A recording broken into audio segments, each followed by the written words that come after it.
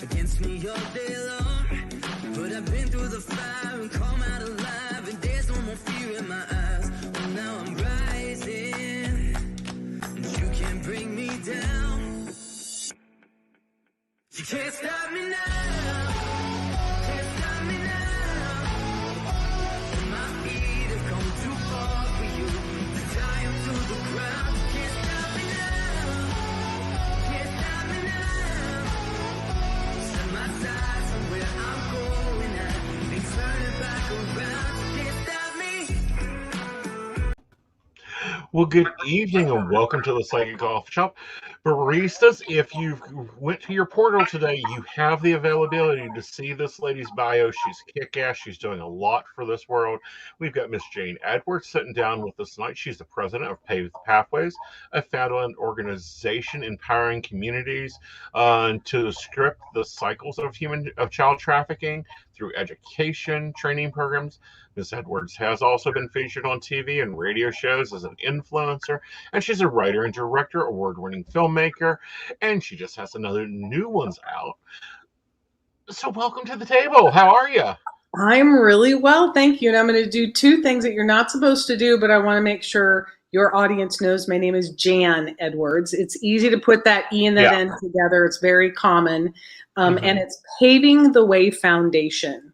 So we are paving the way for our children's futures. It's a great way to think about that.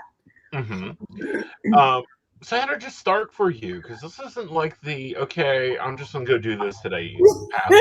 Yeah, it's not like you wake up. Well, some people wake up one morning, but yeah, I was at an event up at the UN called the Get Health Summit years ago, and I met this really cool doctor. And like we've all been to conferences, and there's that person that you see or you heard speak, and you're like, I got to talk to them. You know what I'm talking about? Like that is like, I need to talk to them. So he was one of those people. We exchanged cards, texts, emails, and I'm like, looking forward to talking to you, because at the time I was working for a medical device company.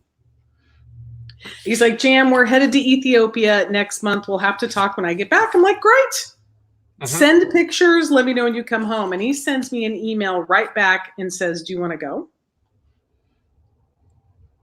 Well, it's not every day you get invited to go to Ethiopia, okay? No. So I went. And it was there that I witnessed human trafficking. It was just a moment in time. I was in the capital, Addis Ababa of Ethiopia. And you think traffic's bad up, in the DC, New York, because there's only 2 stoplights in that city. So you can just fathom, right? And picture what traffic's like. And we were stuck, and we started moving, and it was just a moment in time. It was 2 older men, 2 younger girls, and it didn't feel right. You know that feeling. Right. And I got back to my sponsor's house, and I shared with him what I saw. And he goes, oh, yeah, that's human trafficking. And I'm looking at him going, what are you talking about? And he goes, Jan, we have 4.5 million orphans. We're the #1 source of human trafficking into the Middle East. Now, this is 9 years ago. Okay, so R. Kelly hadn't happened, Epstein hadn't happened, Maxwell hadn't, none of that stuff had happened. And I'm looking at him, I go, what are you talking about? And he goes, Jan, this is $150 billion industry. Like, where you been? And I had him back up a minute. I said, hang on a second. I said, are you telling me people are selling people? Like, I just couldn't wrap my mind around it. And he's like, yeah, this is huge business, second only to guns. And, and he's like, where you been? And I'm like, well, I live in Orlando, happiest place on earth. We don't really talk about that kind of thing. Right. And it was right there, got laid on my heart. And I came home and I did some research and found out Florida has the 3rd highest number of calls to the National Trafficking Hotline, only behind California and Texas. And that the average age of entry at that point in time was 11 to 14. And I'm like, okay, Ethiopia, I'm coming for you, but I got to fix my own backyard. Right. And that really began my journey. And it really is a very big impact there. So I'm going to break this down. Let's define what human trafficking is. Sure. in the U.S. and also elsewhere? Right. Because Well, there has to be two definitions to it. well, no, there's human trafficking, there's human smuggling. Okay. And that's what people collapse. So we're going to take human smuggling because that's super easy. Human Right. smuggling is actually a crime against a country, Mm-hmm. not a person, right? People are coming into that country's border illegally, and it happens Mhm. all over the world, right? Right. Not just in the United States, happens all over the world, right? So that's human smuggling. Human trafficking is the use of force, fraud, coercion Mm-hmm. to force a human being to do something they would not choose to do. Mm-hmm. Okay. And it doesn't require a movement of body. Okay. It doesn't require transportation. It can take part in transportation, but it doesn't require transportation Mm-hmm. like human smuggling kind of does. And, Right. and human smuggling can turn into human trafficking. Right. Right? You think you're going to come across the border and go work at a, as a domestic, as a nanny or, as a Mhm. gardener or maintenance or whatever in a hotel or restaurant. And when you cross the border, they're like, oh, by the way, you owe us another $10,000 and you're going to have to work that off. Right. So then it turns into human trafficking at that point in time. Right. And the difference between adults and children, Mhm. because in our country, there's a safe harbor law, and Mhm. we believe that no child Mhm. chooses. No child chooses. You got to really get the word choose, okay? Right. Because their prefrontal cortex isn't fully developed yet. We're not fully Right. cooked up here, the decision-making part of your brain, until your late 20s, early 30s. Mm-hmm. So you don't even need force, fraud, or coercion to Mhm. be held accountable for trafficking a child, because we Right. know, like we believe in our Mhm. country, that no child would choose to be raped 15 to 25 times a night. Right. No one, by the way, I believe chooses that choice, Right. real choice, not Right. based on need or hunger or any. I'm just talking real choice. Real choice. Yes. Yeah. And that is a problem, major problem, because it affects two different worlds. Mhm.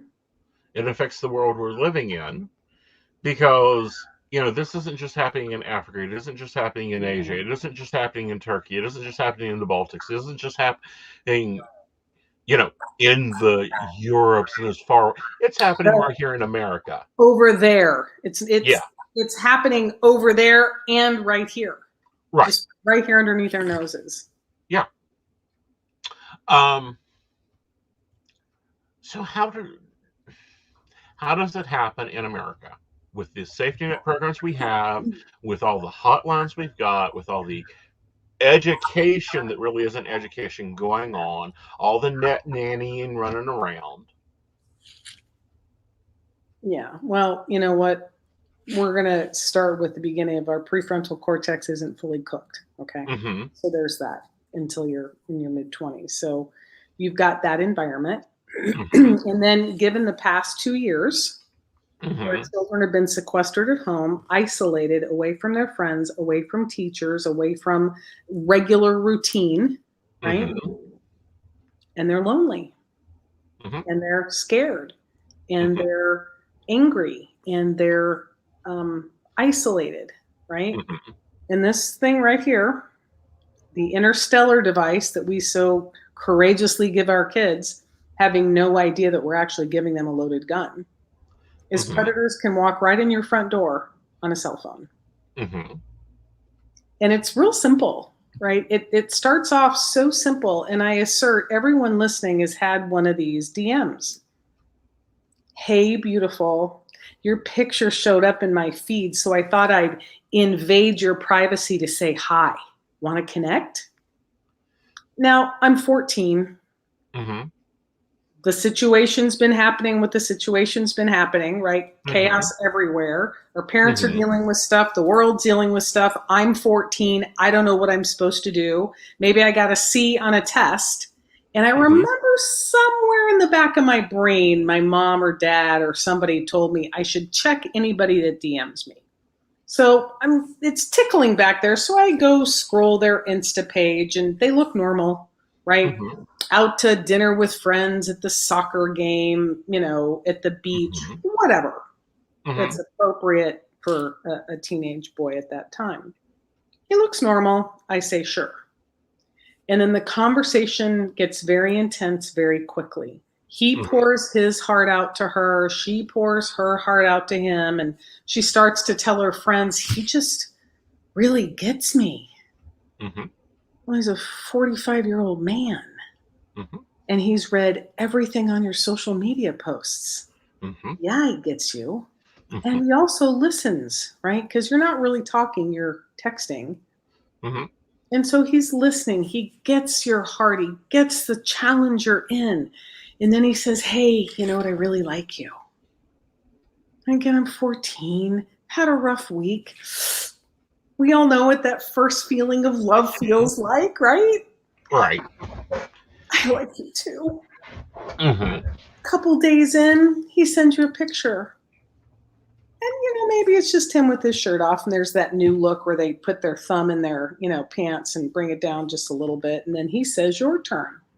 So maybe she sends, off the shoulder, her bathing suit top, and he sends another one that's a little bit more revealing. Now, mind you, this is a middle-aged man sending pictures of a young adult. Right, to a young adult. Right. 7, 8, 9 days in, he's like, but I love you. I want to see all of you. And so she sends a picture. And commits a felony charge. Yep. And right then and there, he's got it.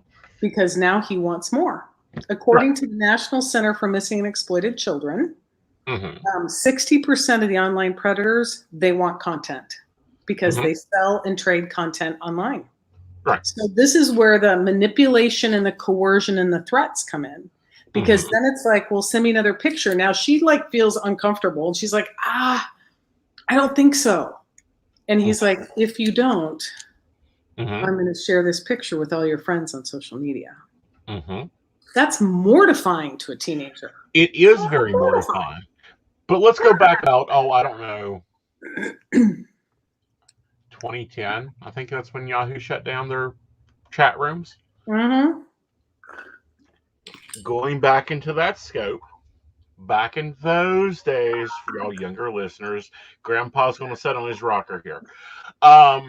There were chat rooms, voice rooms, a lot like we see popping up in Clubhouse and Instagram. It's like Yahoo done this 20 years ago, guys.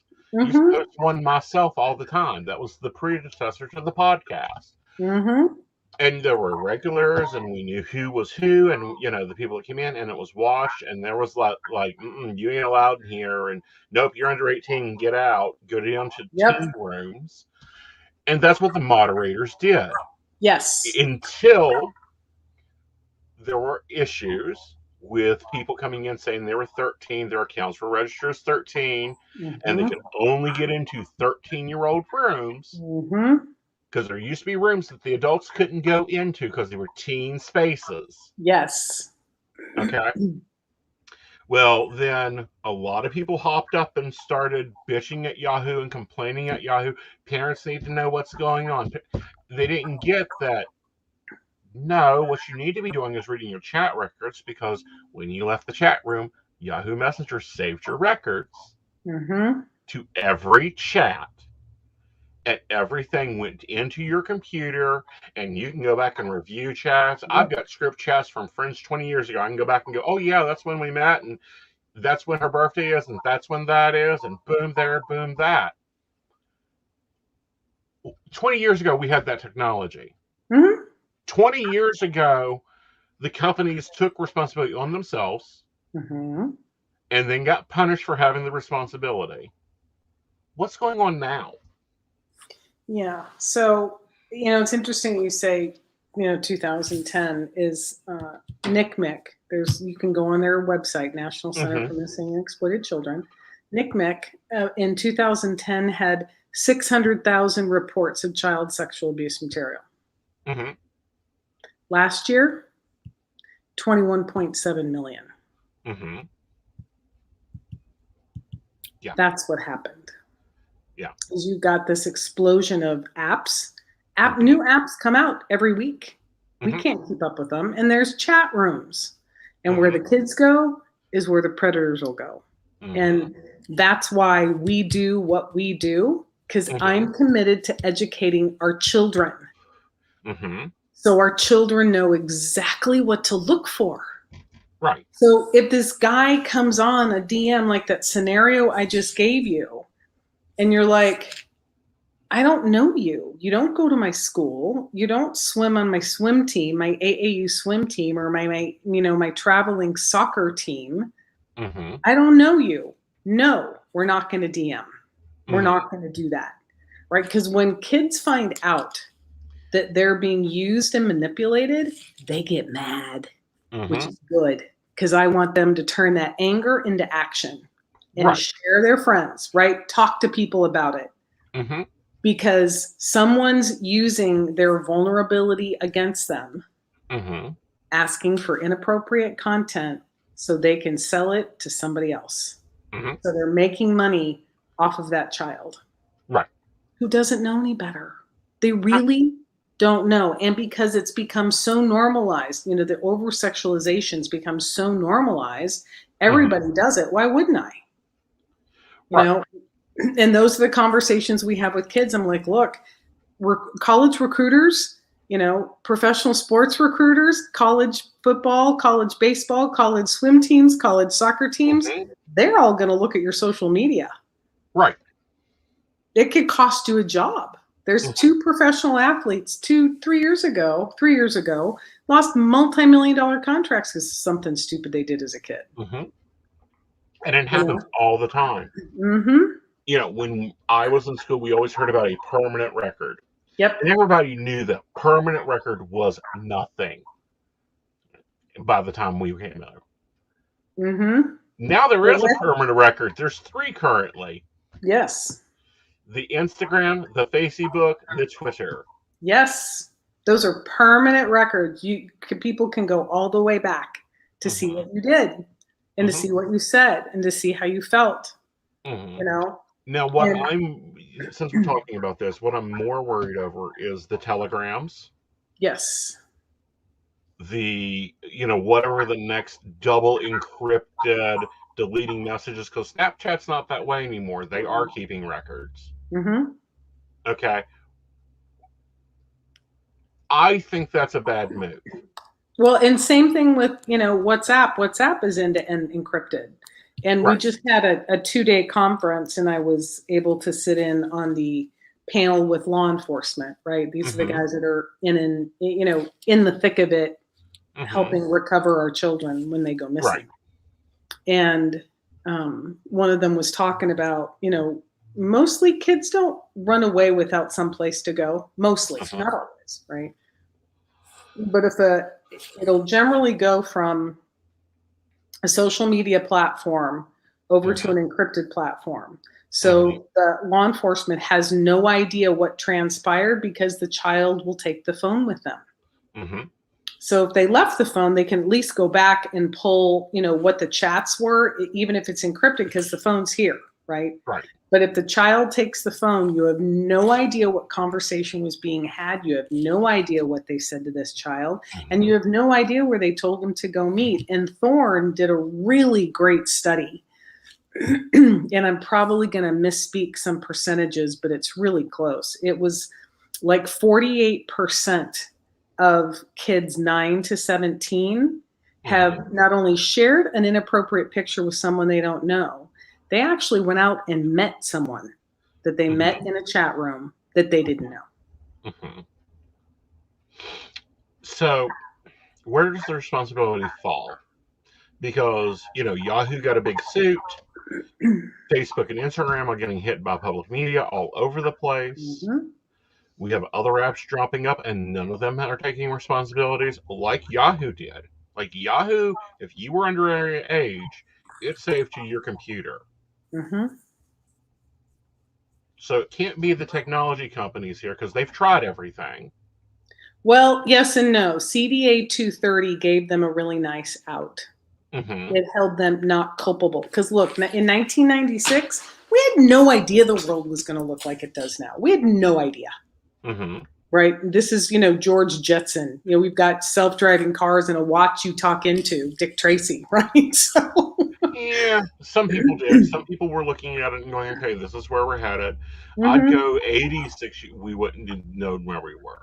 Yeah. Well, in 1996, the legislators didn't.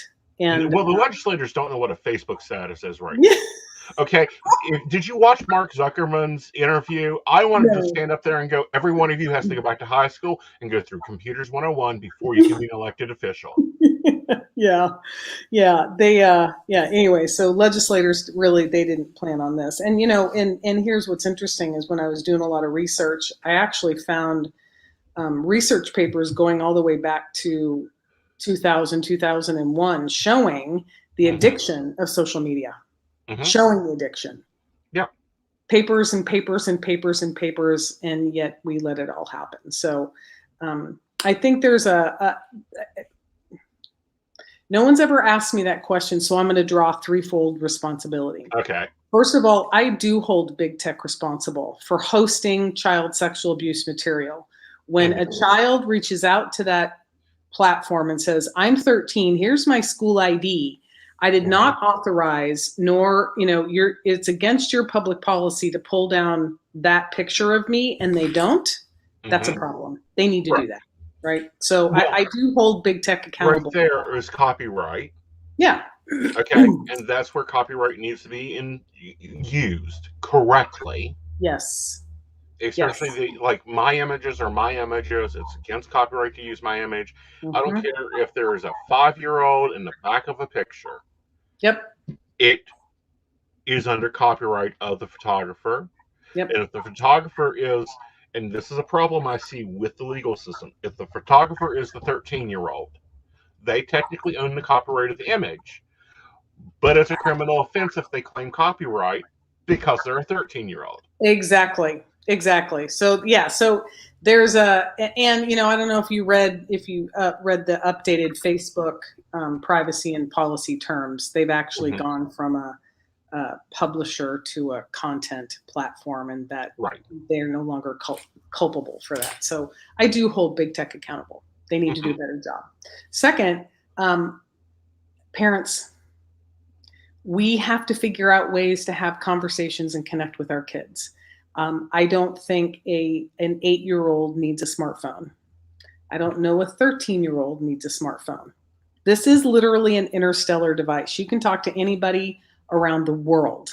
And remember, prefrontal cortex not quite cooked.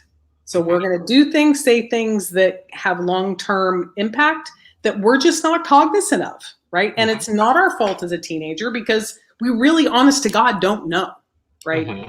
So it's the parent's job to have that conversation. Now, not all children have great parents, okay? Not all children live in those kind of homes. And so that's kind of where in the state of Florida, we passed, Governor DeSantis signed a bill to require human trafficking awareness and prevention training every single school, K through 12, right? Age appropriate content. So we can start to educate not only our kids, but our teachers, our administrators, our coaches, because it can still, a parent can talk all day long. You remember when you were a teenager, how much did you really listen to your mom? Surprising a lot coming out of my mouth here lately about some things. It's kind of like, okay, she said that 20 years ago. Okay, damn, that was my mother, talking to Yeah, she was, well, now you know she's right. But back then you were like, whatevs, mom. Yeah. So, it helps to have another adult reinforce what the teenager vaguely remembered listening to that their parents droned on about, right? So having that school, have the knowledge and the information to be able to empower the student, and then lastly, I'm a huge fan of personal responsibility. Okay. If my parents are telling me and my coach is telling me and my teachers are having the conversation, my big sister or big brother, right? And I choose to do it anyway. Yes, I can plead temporary teenage brain. I can. However, I believe, and I've seen, look, we've educated 16,000 kids in the past 5 years. When they know and when they get it, their behavior alters. because they are not okay being used by somebody else. And I love that about our kids. They're like, yeah, no, you're not going to do that. Yeah. You know, the moment they find out, I had 10 young middle schoolers delete Snapchat off their phones in front of me. Mm-hmm. But for how long? But for how long? Oh, forever. Because I checked back. Mm-hmm. They never put it back on because it was 900 of them. They're like, yeah, I'm not doing that. Right. But, you know, that is... Okay. I've always had the opinion there should be two internets. If there's two sets of movies, there should be two internets. One for the adults and one for the children. Not mixing and blending, because then we don't have things like, example, I have no children in my household.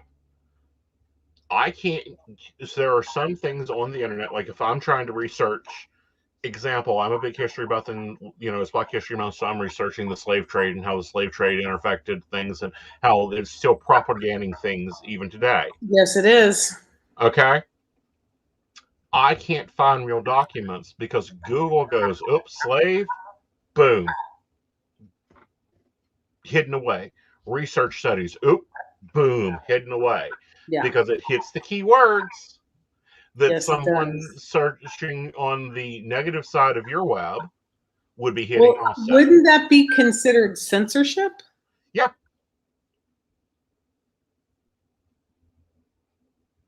You know, example here, and we're getting a lot of it, is that alone. If you want to look up slave trade routes to Mexico, you can't find nothing that is more than blanket loaded tech. That is not like research papers looking at the effects of the slave trade onto the Mexican people. There are wonderful documents out there. There's wonderful historical documents.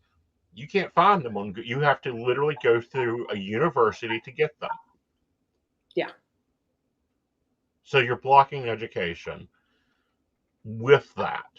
Yes. Yeah. That's, to me, that sounds like censorship. Yeah, it is. It's censorship, but it's censorship for everybody. Mm-hmm. Because we don't want a 13 looking at it. Yeah. Yeah. And and I don't know that, because even when you start talking about, modern day, in particular, fair trade, right? Just look at chocolate. Yeah. Just look at chocolate. There are children over in Africa that are pulling the cacao out of the plant. They make pennies per day. They don't choose to be there. Their parents are forced to have them there because it's the only way they can afford to live. Right? And when you buy chocolate, unless it says fair trade chocolate, you're contributing to the slave trade. Right. And that's the kind of information that, quite frankly, everyone needs to know, because you and I can make the biggest difference in this fight against human trafficking and human slavery with our pocketbooks. True. And we're not talking donate to this charity or that. 5 chocolates and only went to fair trade, something would alter. But the key word there is everybody. And but it's convenient to buy the big bags. It's convenient to, and that's the and I believe the past 2 years has altered some brain patterns to fully understand the impact of what some people are dealing with. I believe that, at some level, everybody in the United States dealing with PTSD. And that's what a war-torn country deals with, because you don't know when a bomb's going to drop. You don't know when a suicide bomber is going to walk by. You don't know, right? So you're in this constant state of heightened this awareness, which drains your adrenals, affects your cortisol level, and affects your mood, how you interact with people. And it's like everyone's an upset waiting to happen. And they don't know they're an upset waiting to happen or why. Right. Well, and that's what Brene Brown has worked off of a lot since 9/11. the power of shame. And, that in her first TED Talk, she talked about us all being in PTSD, one level of it or another. Mm-hmm. And it being so, everything is so salacious and so sensualized that you don't even get to the base of the story anymore. Like, we don't cover stories as they're happening anymore. We No. wait about a week, Right. because then you'll actually, on page 10 of the Washington Times, see what is really going on, so you can get a perspective of it. So I want to talk about something, and I don't think we agree, and I'm going to warn you that ahead of time. We'll find out. Okay. And I want to know if you have statistics for something. Okay. All right. The amount of human trafficking in Amsterdam.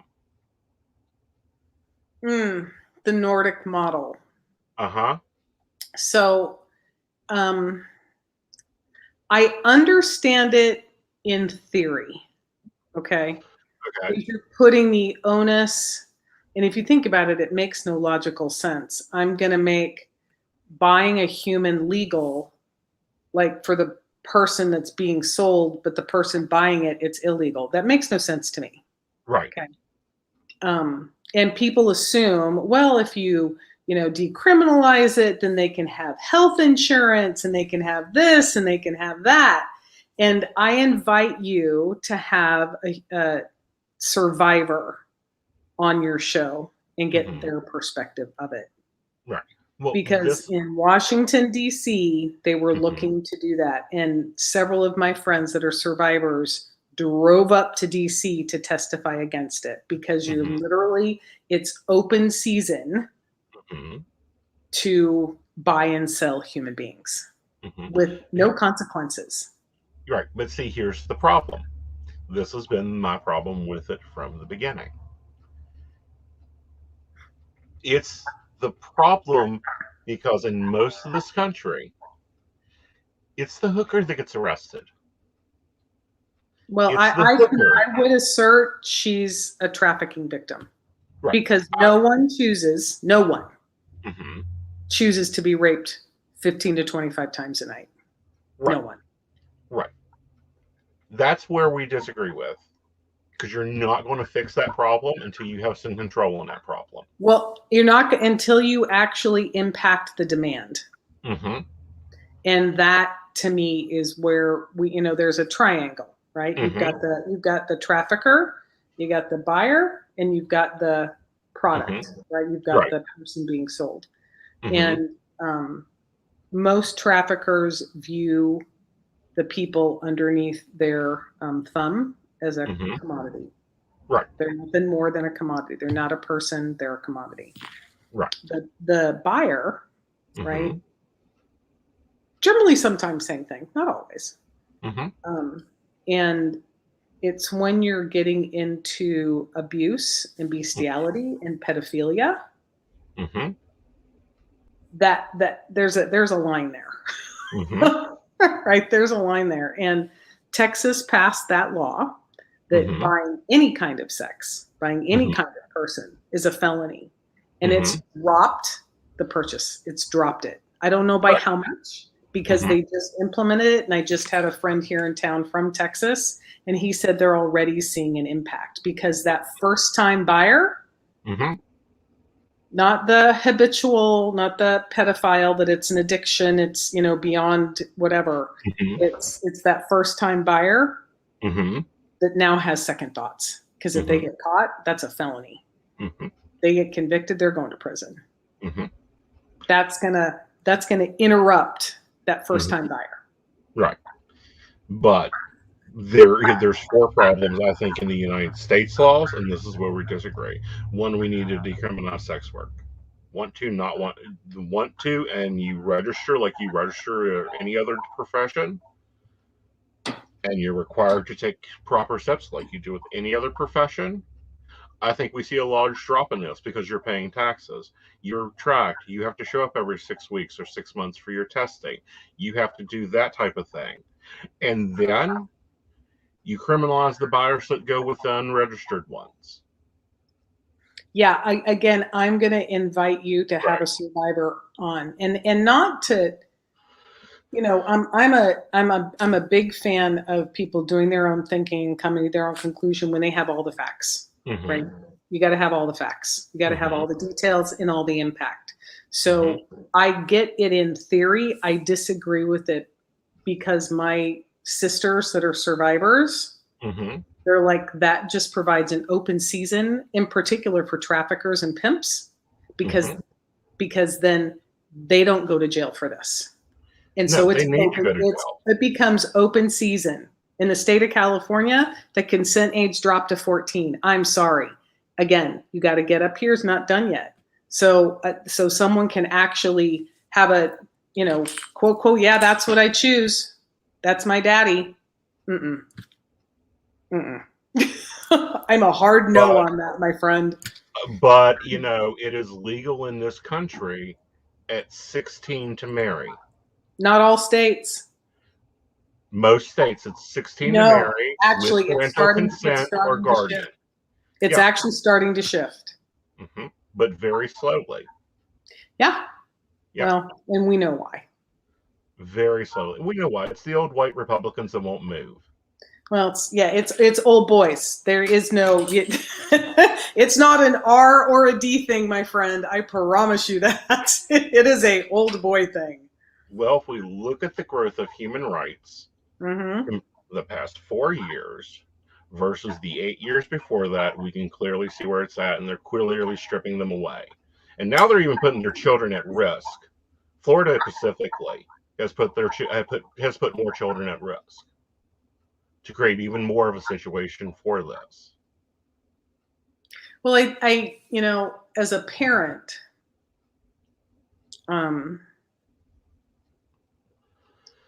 I would want to know, I would assert that my child and I have had a conversation. And I don't know in a school setting that a child's going to say that. I just don't. I think we're making some assumptions. And I'll guarantee you by historical record. Hang on, and putting the onus on the school versus the parent. It's the parent's job. It's my job, right? And if I need some help with that, then that's the conversation to have. Look, I have several friends that work for Department of Children and Family Services. Their job is not to take away children. Their job is to provide services to the family to have them and keep them whole, much to people's chagrin and disbelief. That's their job, is to ensure that the parents get anger management training and that there's, food in the household to keep everybody fed, and to have communication style training so everybody's heard, right? and that's the perfect situation. And that's part of it.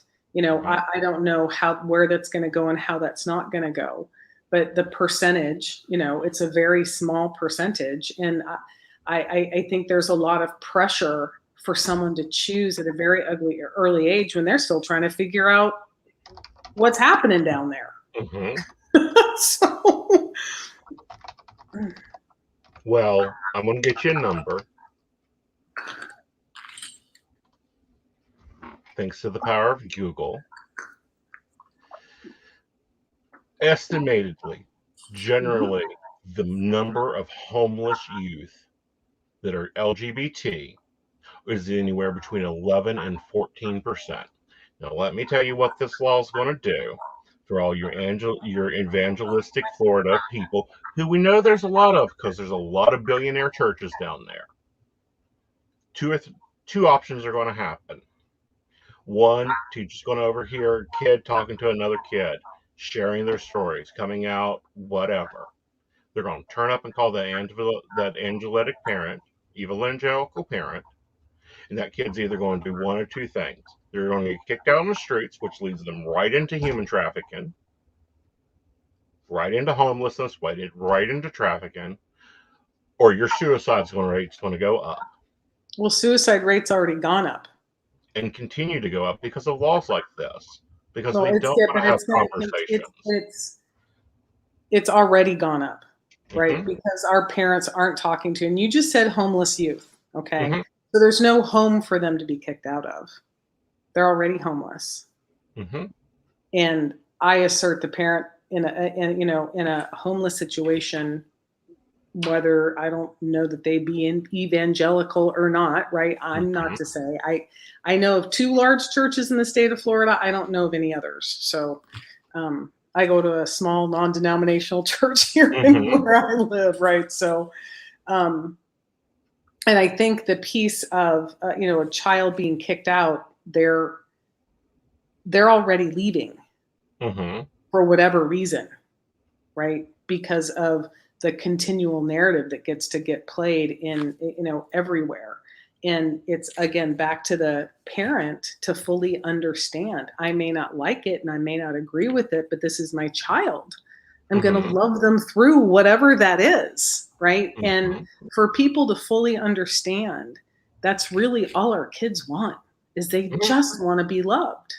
And sometimes they might say I'm this or that because they see other people getting things that they needed or wanted. And it's like, well, if I say that, I'll get that, when they may not be. And when children are abused, in particular young boys, your body, there's a really great book written by a friend of mine who's a doctor of psychology, Dr. Kelly Palfrey, and it's called Men Too. And she interviewed almost a dozen men, right? That were abused as children and why they didn't speak up, because your body's going to react to someone touching you. Right.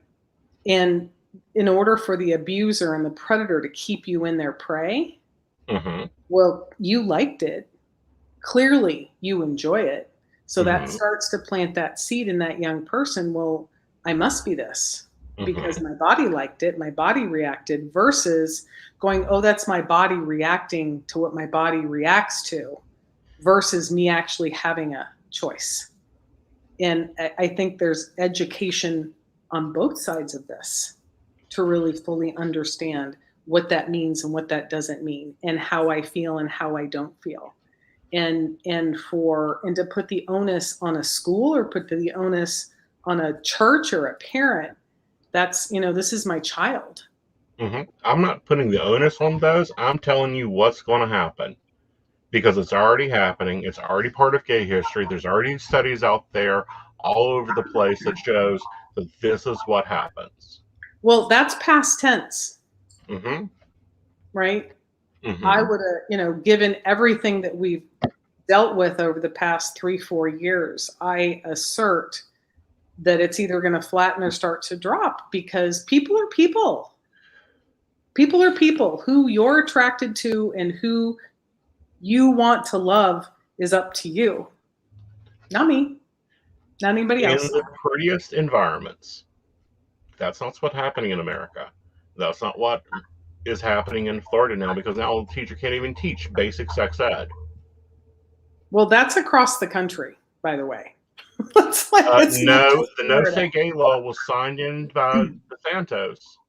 He's the one that done it. Yeah, and I don't know, what law are you talking about? What bill? Because I know nothing about this bill.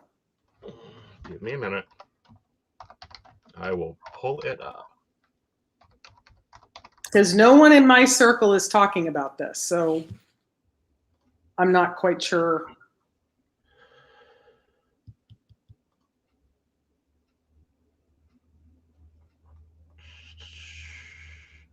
That's them fighting against it, 7th grade. We're sponsored the bill.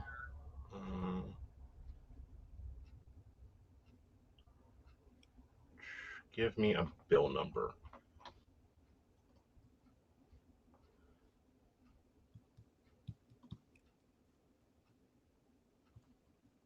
Once we get through advertisements. It passed on Thursday. It was signed. It's aimed to banish. Wait, it was signed on Thursday. They haven't gone to any bills. What's the bill number? The bill, Parental Rights in Education Bill. Parental Rights in Education. Yep. HB 1557.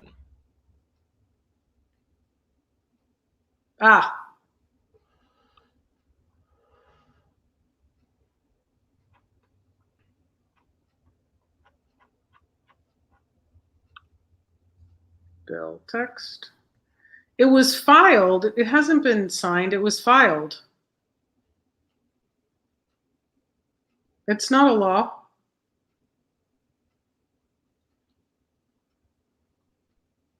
Well, again, it's being signed. DeSantis has Well, already said he's signing it. It's being reported that it's now a law. well, it says, according to the piece, that it was filed 1/11/22. It went through the first. Yeah, see, you're looking at Google. Sorry. It hasn't been signed yet. It literally just was filed last month and went through its first change 10 days later. It's already got 2 amendments. Yeah. But at the same time, this So bill it's in not a itself, law, and it's not a law, and it hasn't been signed yet. but it's being introduced. How is this going to affect your education program? Well, my education program's already in. I mean, he signed that bill last year. Human trafficking awareness and prevention education is part of the health curriculum. So that's already in. That piece is already in. The bill you're talking about was just filed last month. It's not a law.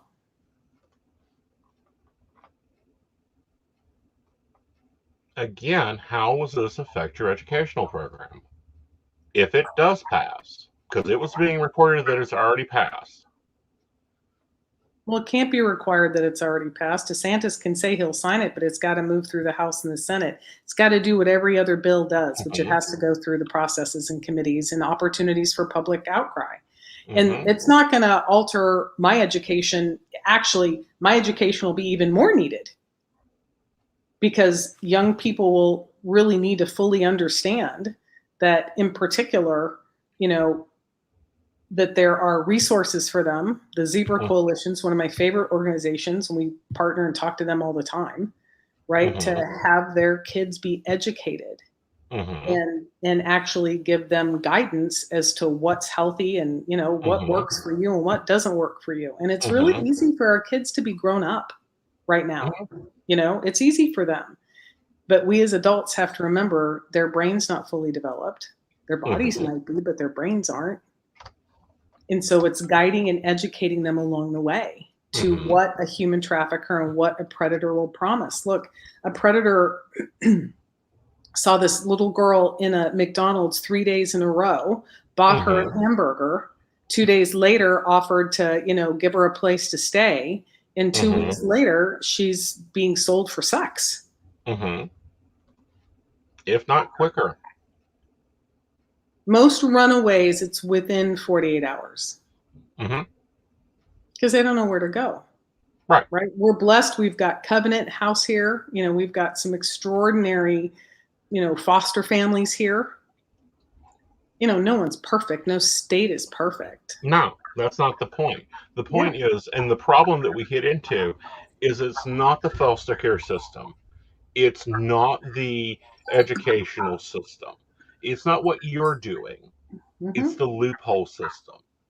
The loophole system. There's lots of those. Yeah, the loophole system when, they show up from school, mom and dad are pissed and throwing their book bag at them and telling them to get the fuck out. They aren't educated about where to go. Well, and by the way, they've already asked for line 63 to line 67 to be deleted.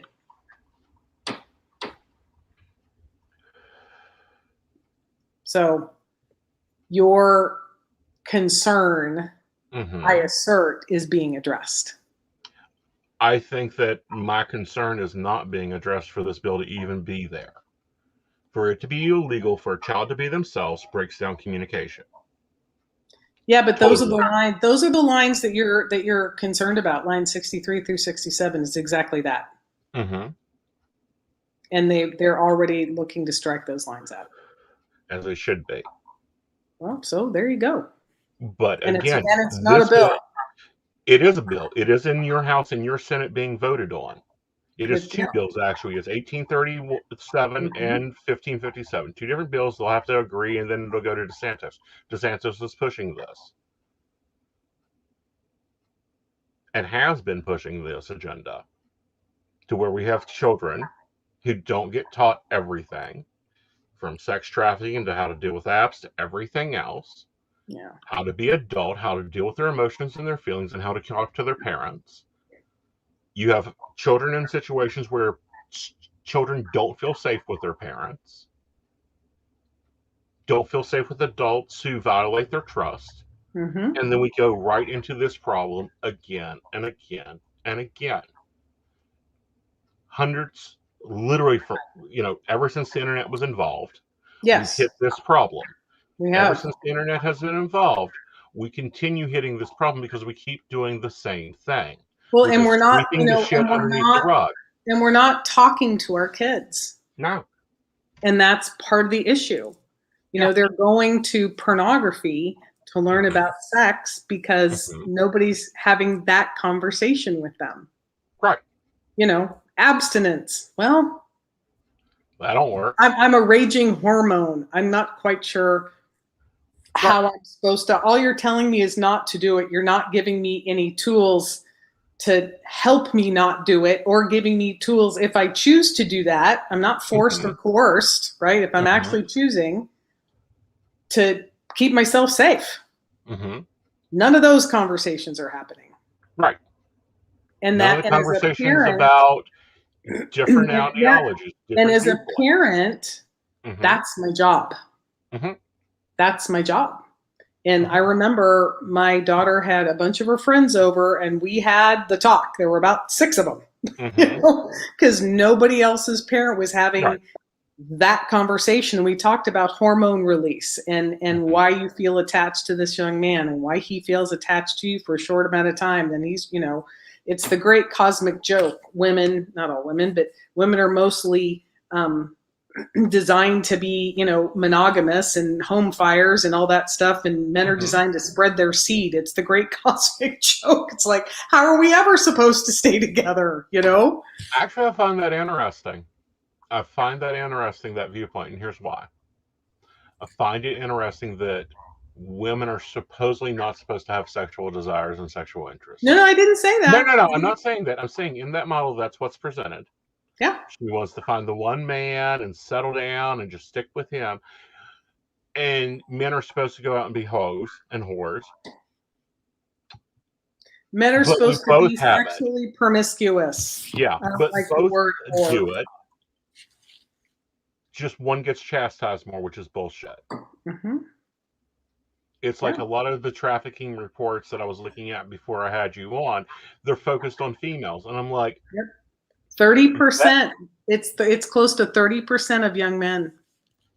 It's close to 30% among men. And it's younger. This is what's interesting. It's 8 to 11 for the young boys and 11 to 14. And I was watching an interview with a little girl that was trafficked by a neighbor. And when she started developing, she was being trafficked from the age of 10 and a half, 11 to about 13, 14.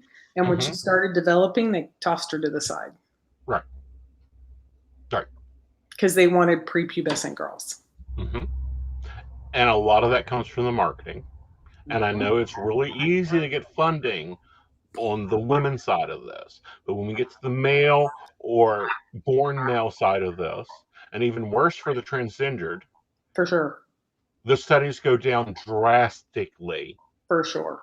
The education goes down drastically. And we talk about how they groom and recruit men in our training. We do. Yeah. How they go after the young boys on video games and, gaming consoles and Discord is they use those apps. They use that platform to go after the young boys. Send me a picture and I'll send you tokens to up level your game. Go on Twitch and watch. But at the same time, but those are the platforms that aren't focused on. Like I am not a gamer. I have one game I play and I enjoy it, and it's not technically a game, it's Second Life. But you don't see people going after PS5 and their messaging system, which, guys, I have a gamer in the house. I actually own a gaming channel, even though I don't do the work. Right. the shit chat that goes on in those chats, Yahoo would have shut down 20 years ago. Yep. Well, when you get a gaming box, when you get a gaming console, it's wide open. And I actually, there's a great organization called Protect Young Eyes, and they give you, they have all the screens to go through so you can manage the parental controls. But if you're not a techie and you don't know, the world that your child has access to the world. It's crazy. Right. Now, you know, and I, you know, it'd be great. And there's some pieces of legislation in Utah that they have to get a couple of more people to sign on for, but to have the gaming consoles come into the household with full parental control. So then you can start to back it up, right? And having it more open, either as the child gets older or, you know, if you're an adult, however that works for you, but having it reverse than what's happening now. But here's the problem with that. I will tell you the problem with that right now. If I need to figure out a TikTok program, I'll holler at my 16-year-old. Okay? That's Metro will be mine. Fix this. They're actually why I'm on TikTok. This is how you use this. Those parental controls will go down quickly. Now, my phone can tell me where I am every minute of the day, where I spend most of my time, including in my house. If I don't like the brightness of the screen, I can touch my fingerprint to my phone and it'll turn it dark. What they need to do is expand on this fingerprint control, because then mommies can't get through it. You actually have to have a thumbprint to do it. And create the children's internet and leave the adults alone. Well, and I think, you know, it's interesting you say that, because one of our mission ambassadors with her kids, she's got 2 teenagers. Her thumbprint and her husband's thumbprint are matched to their identity. So she's like, you know, when my son goes to play baseball, he knows I'm gonna, that, you know, it's a conversation. It's not a surprise, right? They're not doing it sneaky behind their back. And she says, my thumbprint had better open that app. You know, and it's, and what I used to tell my daughter was, it's like, look, it's not that I don't trust you. I don't trust out there to have your best interest in mind. I have your best interest in mind, mostly as best I can, right? But the world may not. So it's my job to kind of do some of that filtering for you, because I've got, you know, 30 plus years more experience than you. And that's the kind of conversation, you know, we do parent tech talks every month. And another one I want to throw into your arsenal, if you don't know about it, is Life 360. Yeah, absolutely. I use that for stalker purposes. Yeah. It's lovely because Life 360, and there's one, is it LifeLink? I think it's LifeLink. LifeLink. Very similar. Very similar. Life 360, however, has the panic button that locks your GPS to where it will not shut off. Until someone else in your circle relieves it. It has the automatic call for assistance. Because let's go back to Stranger Danger 1970s teachings here. Those need to be in place. Well, and unfortunate, my friend, is there's a high percentage of abuse and trafficking that happens inside families. Yeah, it is. It is. And then there is educating children, not only about what trafficking is. No. That's nice. Educating on the system that we live in. That if you get thrown out today and you no longer have a home, these are the places and things you do to get a place. Not to be safe. Not go to your friend's house. Right. And then get transferred to the next friend's house that introduces you to, and I'm going to go masculine on this, introduces you to John, and John has a spare room and you can live with him and just clean house for rent. Yeah. Okay. It may seem so bullshitting now. Yeah. Well, there is actually, there's a national runaway hotline that has a list of places all over the country that a kid can pick up the phone and go, hey, I'm in, you know, Missoula, Montana. And they'll be like, hang on, and they've gotten kids bus rides to places. They've, they've had, well-being checks, pick them up so they're not on the street, to go to a safe house. Because and there's two things. We know that if children feel like they're not safe at home, they can and will run. Right. And they're not or they're forced to run. Yeah. And they're not necessarily safe out there either. Right. They're not safe anywhere. Yeah, I tell kids, I said the world. Yeah, the world is you're not safe either. Well, the world is a wondrous place, and there's some really crappy people out there. Yeah. Okay. It is. The world is a magical place, and there's just some really crappy people out there. And it's interesting because people are like, Jan, doesn't this affect you? I go, look, I'm preventing this. I'm on the front side of this. It's heartwarming and fulfilling. 16,000 kids in my mind is almost 100,000 people that we talk to because they share what they learn, right? So it's 100,000 lives. Now, it may not matter to the 350 million in the United States, but it matters to those 100,000. Well, I've always had a thought. They'll keep telling friends, and they'll keep telling friends, and being on shows like yours as well. We give statistics and we give stories because we want people to share what they learn. We want them to be like, oh my God, they were having this really crazy conversation, and I need to learn more about this. And they can go look up the National Trafficking Hotline. They can go look up the National Center on Missing and Exploited Children and get some real data and get some real facts and get some tools. Right. And some numbers. Now, I don't know if they still do it, but when I was in school, we used to get an annual, a little planner thing, and it had the DARE line in it and 911. And why are these numbers not printed in those? You know what? I don't know that they're doing a paper planner anymore. I think because because the past 2 years, I think they got a little techie. Yeah, So they have their own little app, and you've got to go through. Why are they not there? Well, there's several apps that have those numbers. Actually, no, I'm talking about the schools apps that replace. Well, it's interesting because some of the school districts have their own safe number, right? And they put it all over the place. They're like, if you're feeling scared or afraid or alone, text here, and that'll alert your counselor. If you see something suspicious, if there's some older guy lurking on the outside of your school, and every kid has that app on their phone. So they can interact immediately. And then there's another really great app I have on my phone. It's called Noon Night. And you put I'm going to click on it, but I'm not going to put my thumb on it. See the circle? So if I was walking home, I would put my thumb on the circle until I'm safe. And if my thumb comes off the circle, they'll immediately call me. And if I don't answer, they'll immediately call both of my safe people. Okay.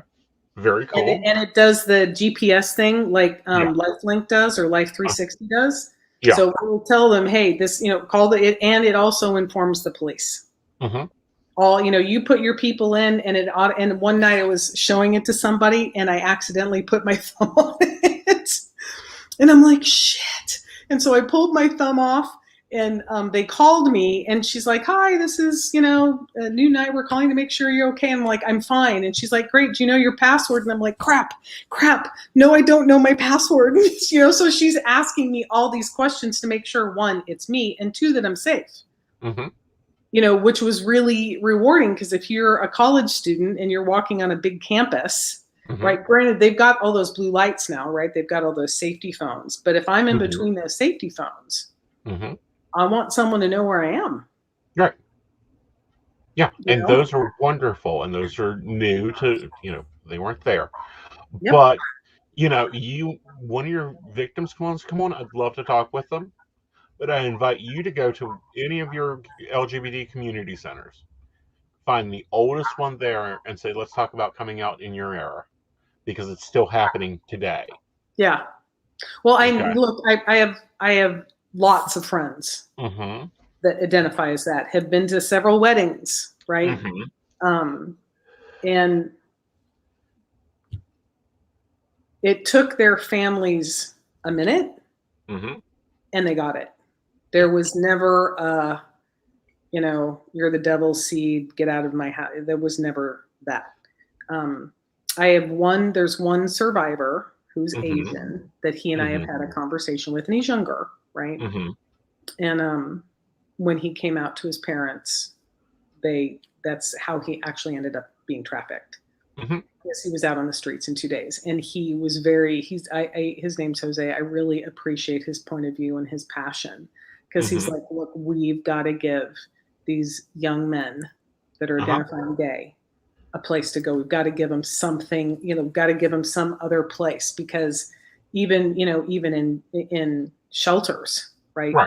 There would be some worry or concern, and I think that's one of the pieces that's missing, is to provide a safe space for someone who, is identifying as that and feels that way. And for them, that's who they are.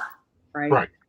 And it's challenging to find that kind of safe space. And I think that's what puts the young people in a position to not trust anybody. Yeah. Which has them be vulnerable. Yeah. And makes them vulnerable. Well, I know not to make an excuse, but, or whatever, but Pose, I watched all 3 seasons. Good. Because that's real life. Because a friend of mine that is gay asked me to do so. He's like, "Have you seen this?" I go, "No, I haven't." He goes, "Watch it." He goes, "It's, and I remember in the 90s, I remember that whole, and it's so gay. I mean, I would sit and cry every night, that I would watch the show, because it's just heartbreaking to me that people can be so mean. To their own. I don't, and I was sharing with a friend of mine, I said, I don't fully understand it, and I don't have to love people as people. They're people. Human beings are human beings. Doesn't matter, right? And I just love people. So, and there are others that feel that way, that don't feel that way, right? And so it's like, human being is human being, period, for me. Right. And I get that with you, but also I'm looking at the resources and the stuff going on, and a lot of your funding comes from grant writing. Ooh, no, we don't take any federal funding. Good. Yeah. Very good. Most nonprofits, it comes from grant writing or religious funding. Nope. One of the two. Nope. Okay. Most organizations. It's really interesting, because I have an LLC that's attached to it. My whole goal is to sell our training. We sell so much of our training that it's just this continual funding loop that I don't ever have to, I don't really ever want to take federal funding. First of all, the reporting is beyond, it's just so complex. And 2, you're underneath that. I just won't do that. Right. But a lot of it comes through that, and laws like the one we were talking about greatly affect programs like this. What can be said, what cannot be said, what, Aspens only doesn't work. Child birthright proves that. Well, and and the other interesting thing too, I think, about that is, because in the state of Florida, anyone over the age of 18 is considered a mandatory reporter, right? So if a child identifies, that they're gay and they don't feel comfortable, and they come up and have that conversation with me, because I can deal with anything sexually, and I'd never ever experienced someone come up and tell me they wanted to commit suicide. That was different. I was like, ooh, hang on. So I had someone else with me. We had them set aside, and I got immediately into action. I'm a girl in action. I'm calling, going, okay, I've got a young person here. This is their situation. Who do I call? Where do I go? Right. Because I'm immediately into action to make sure that individual is taken care of. And I've had grown-ups come up to me after seeing our film and I didn't know what that was, or I was in a severe, domestic violence related relationship, and I completely suppressed it until I saw your film. And, and I'm like, okay, have you ever had that dealt with? Have you ever gotten about your film? Yeah. And they're like, no. And I'm like, okay. And I immediately, I'm like, we're calling the Victim Services Center right now, and you're making an appointment. Like, I don't wait. I don't expect them to do it. We get into action immediately, because we got a little window. Yeah, about 5 minutes. A little window. And it's important, and I'm super straight with kids, and I think that's why they like me. Because I just shoot straight, and And we have a dialogue. It's not me Right. waggling finger lecturing, and it's we get to have a conversation, and I ask great questions, and then they get to do the thinking. Yeah. And that's how they solve the problem, is they do the thinking, not me or you. Them. And that's who needs to be solving this, because it affects their lives. Mm-hmm. Now, tell us about your film. Okay, the one out. The one after, yeah. So, there's the award-winning film Trapped in the Trade, and it tells the story of a young girl who's groomed and recruited in school by other children, right? It's a story, if you ever watch Epstein's or the thing about Peter Nygaard, same recruitment tactics, right? Yeah. And I always get, because it doesn't have a happy ending, I always get the kids who are like, but what happens? But what happens? They all want to know what happens. And so I wrote the second film. It does have a happy ending. I'm not going to tell you what it is, but it actually, traces and has the audience go through what the life of someone who's being trafficked can look like, not does look like, but can look like. And because a lot of times people ask, well, why don't they just leave? Not fully understanding complex trauma and complex PTSD, right? And so it shows the trauma bonding and the attachment of this character to her trafficker. And, it's almost like a father-daughter relationship for both of them, which is interesting.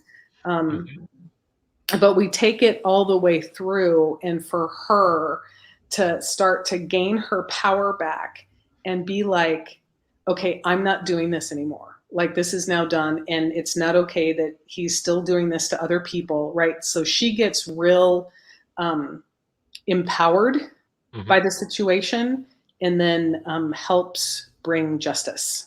And that's all I'm going to leave it as there, because it's got some twists and turns, and but there is a happy ending, and she does, get to go out into life and make a difference, so other children don't experience what she experienced. And that's with most survivors. When they go out and speak, we call them survivor warriors. When they go out and speak, they're committed that people are educated and learn from their experience, so nobody has to experience what they did. And a lot of that is building safety nets. A lot of that is realizing that if a 8-year-old can choose what clothes they wear that day, they make other choices. And if you are not educating them on those choices, with or without your values in it, then you have problems. You have major problems. You have a great divide. If you can't sit down and talk to your child and go, okay, you've got Snapchat, I've seen you dancing all damn summer.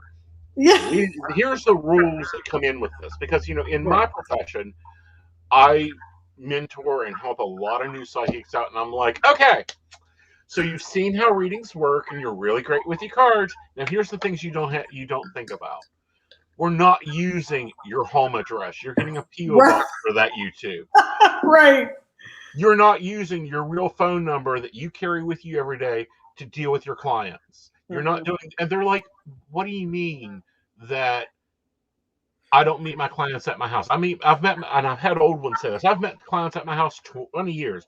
That's cute. But now, today's times, after you get done with your client and she goes and divorces his ass, they'll come blow your front door up.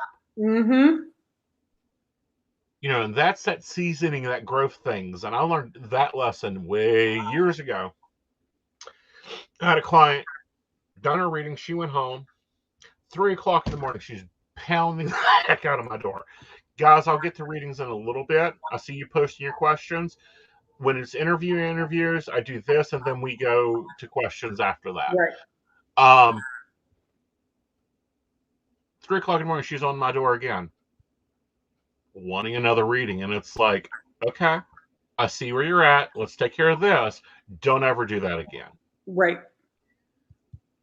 And I think that's the other problem with parenting right now is kid does A, parent blows up about A, and just says, don't ever do that again. And yeah.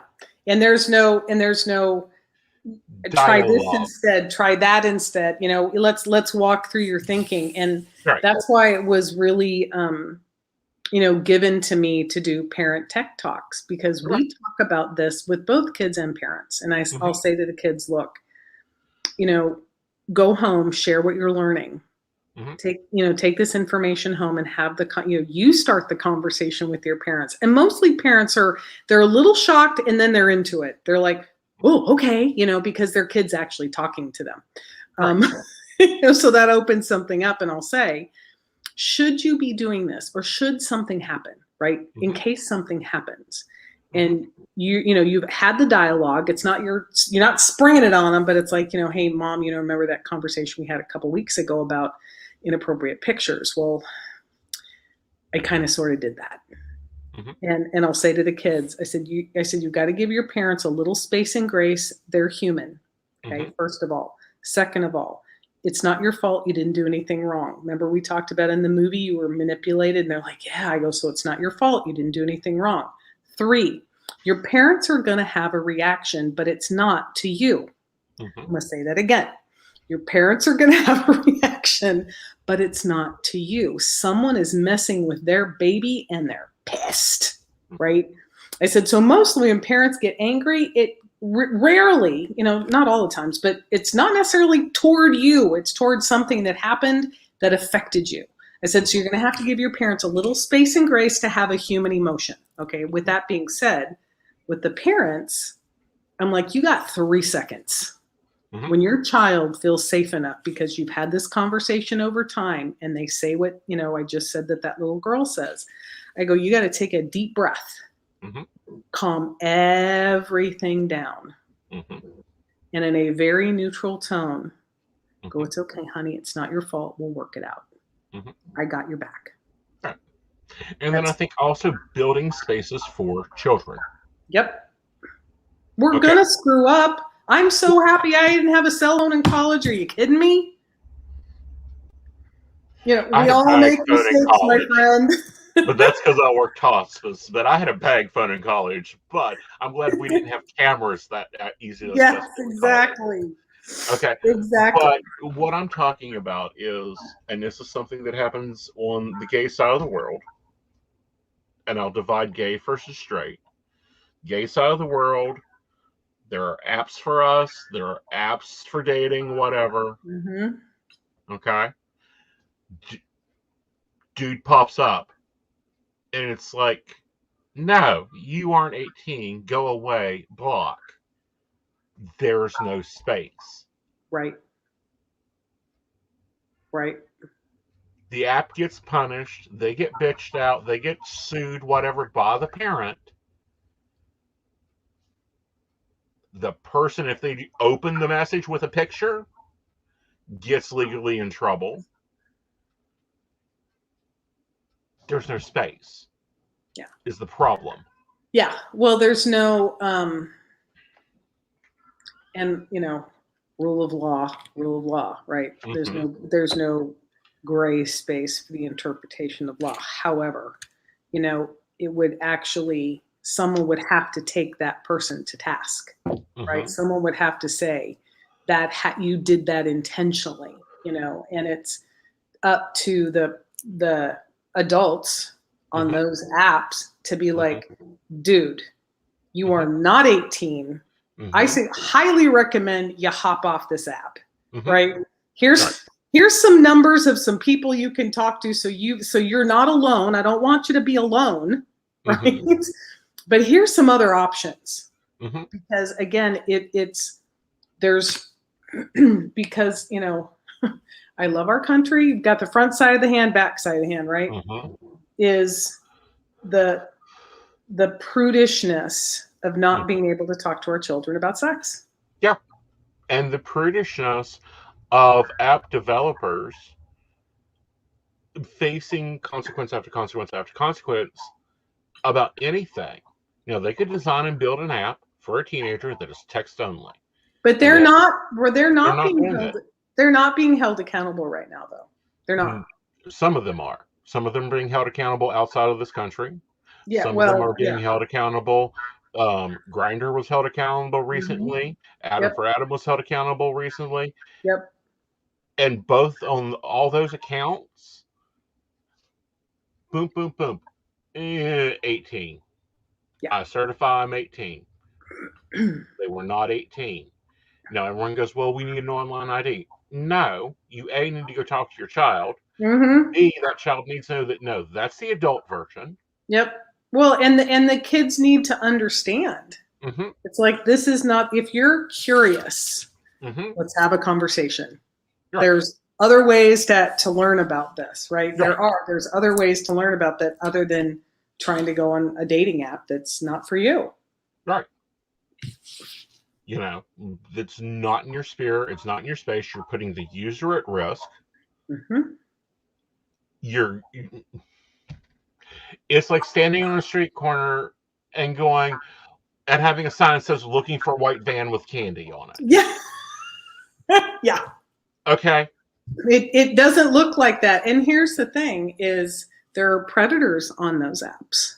Yeah, there are. Banking Mm-hmm. on that young man. Mm-hmm. Banking on it. Right. So they can build a relationship and, oh, I'll teach you, you'll be fine. Mm-hmm. And then boom, next thing you know, Right. you know, It is. and that's where I actually one of my friends who's was an attorney, I don't know if he is anymore, for the fetish industry. Mm-hmm. And they were talking about, I said, look, I said, someone's got to make some educational tools Mm-hmm. so it's not weird. Right. It's Agreed. just, it's we've got to take the weirdness. And I talk to people about, I said, we've got to be comfortable Mm-hmm. with uncomfortable conversations. Right. We just have to start being that way. And it's yucky and we have weird feelings inside. And you know what? It's okay. They'll go away. The more you have these dialogues and the more we talk about what's happening out in the world and what's happening to our kids, Mm-hmm. you'll get over the uncomfortability and start to get that passion and that fierceness, you know, of Mm-hmm. protecting our children, all Right. children. All children. And creating spaces for children. Mm-hmm. Okay. So that here's an example. This is a today example. 50-year-old dudes hanging out at the park Yeah. or the playground, there's a problem. It's identifiable. Exactly. And Okay. that's where and because our kids are so bombarded with unwanted DMs and unwanted images. I don't know if you've ever seen the bark.us Mm-hmm. YouTube video. It's a real short 10-minute video, but they take one of their staff members and they dress her up, you know, with the Mm-hmm. magic of lighting and makeup, right? She's 15 for the first round, and then she's 11 for the second round. And at the age 11, within 60 seconds, this guy sends her a body part picture. He says, pretty, do you have a boyfriend? Mm-hmm. You know, I'm 11. I don't know what to do with that yet. I don't know. I don't know what to do. I'm shocked, right? Right. So it's we've got to prep our kids age appropriately. Mm-hmm. And we've got to prep our legislators age appropriately. Yeah, and technology wise, right? Right. And we've got to start having some real discussions. It isn't like I'm going to sue you for millions. I'm going to take, this out on you. We're going to do like COPA. COPA done so much trouble for people. It protected children on one side of the plains, but now children that like dollhouses and putting models together, they can't find videos. Yeah. Okay. Yeah. That's because it was written so vaguely. Mm-hmm. Creators looked and said, well, I can't do that anymore. Yeah. So many good things for children stopped with COPA. Yeah. It's because it wasn't defined and Mm-hmm. educated on.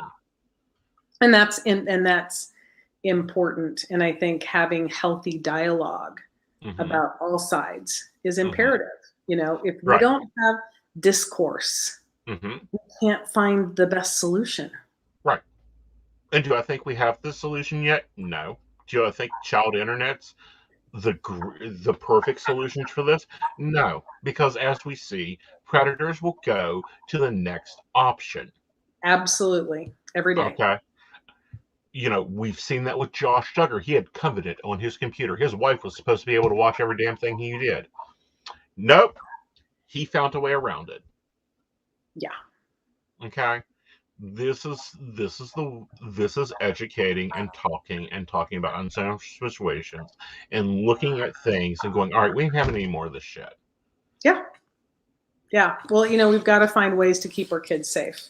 That that everybody has a say in, including kids. Yeah. And the kids need the biggest say, because guess what? They're going to be the ones dealing with this. The crappy laws that we are dealing with now for the internet was written when I was a child. Right.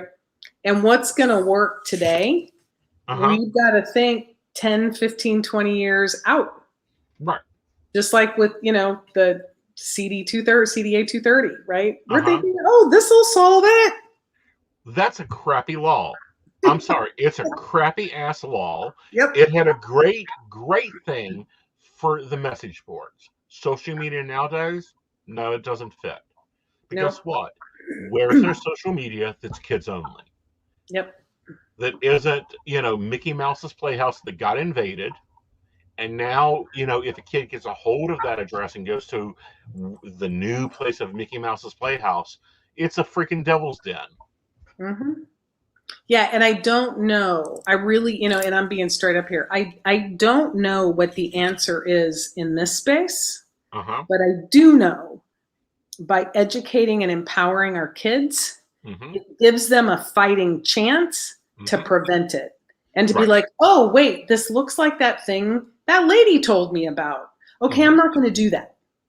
Right? Because they came up with a solution. They created it. They discovered it on their own, which now it's theirs. It's nobody telling them. They created it. And it's theirs. And then they are now empowered to be like, yeah, no, we're not going to do that. No. And then they'll go tell their friends, don't accept a DM from, Bobby123. He's not who he's, so they can actually go out and help their friends too. Right. So it's a multiplier. Well, see, when it comes to that, I don't understand why there's not a report button that actually goes to a human that can go, oh, no, Bobby123 is not Bobby123. Bobby123 is registered in half across the world over in Somalia. You can. On Instagram, you can report people. I've reported people. But it's automated. It's not a human being reviewing that file. They look at the 12 pictures that has been put up there. They don't look at the data that they already have to record for the federal government going, nope, that is not coming from there. This profile's blocked. Yeah. And the other side of this coin is I'd love to be, I am stuck in an adult industry. I'd love to be able to set my business pages to where children can't come on them. And if the only way I can do that is what is called age restriction. And age restriction therefore blocks anybody that has a PG-13, like your kid uses your computer, so you set age restriction on your, it blocks them. That is not a solution for me or for the kids looking for training. Yeah, this is a solution that's going to be continually evolving. Yes, and growing. Now, for our listeners that are under age of 18, you shouldn't be listening to my show because my show is not for children. But if you did, go to scarletcontent.com. Go over to that resource, go to Pathways, get in with them. And for the adults, how do they get in contact for you for training, for modules, for all your stuff? Well, we actually have stuff on our website for teens. So it's pavingthewayfoundation.org. So that's paving, pavingthewayfoundation.org. And they can download the parent toolkit, which gives you great questions to start engaging with your kids.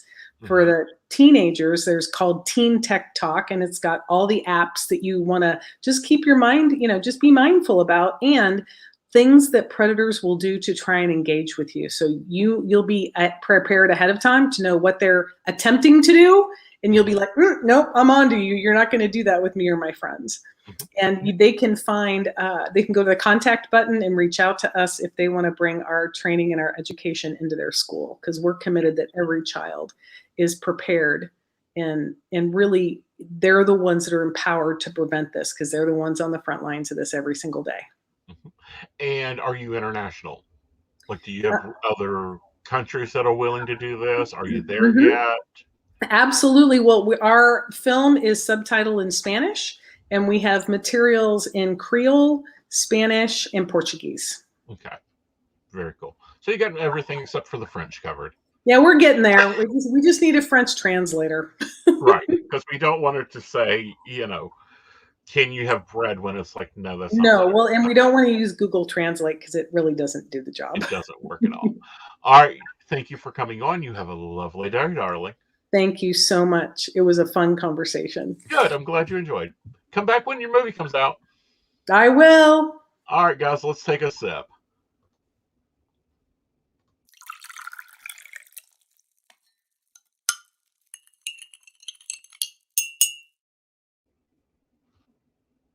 All right. All right. We've got some questions to get going here. We do. That was a wonderful guest, and that is a topic that I like. There's just so much to.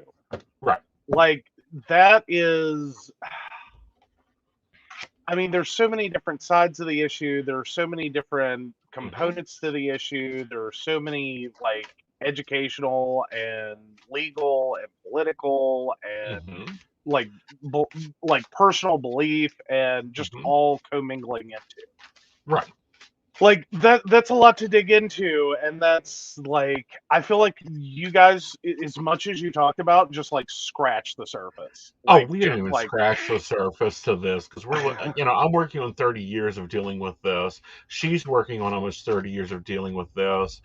It's ever developing, it's ever growing, and then we've got grandmothers raising children and cousins raising children, and society's changing, and now they have some shelters for LGBT youth. In my day, it was which drag queen had the most space and rented the best place and who could take them in. So there's a lot of growth. There's a lot of things. I hope she comes back for her new book, and new movie. We'll have a lot more discussions. And my invitation is out there. If any of Miss Edwards' survivors wants to come on and have a real talk, come on. Come on. I would prefer LGBT, so we'll put you over on Mountain Bears on Friday nights, and let's talk. Let's get into some real conversation. Well, yeah, because that, like, well, and it's not that it's exactly a real conversation as much as digging into the specifics that affect the LGBT community.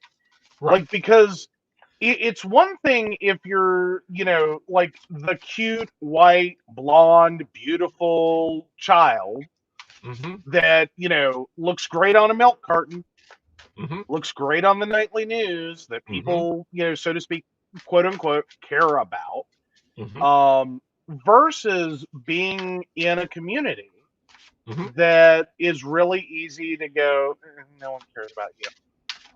Or to be put out on the street in the middle of the night because X.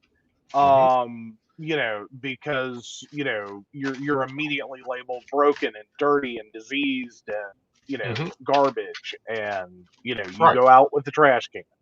Right. To then try to take that emotional damage and the complete inability to support yourself and try to navigate this, like, okay, yesterday I was a child and, I wasn't allowed to talk about this, that, or the other. And today I'm supposed to be a fully functional adult that has my shit together. Right. And I am neither. Right.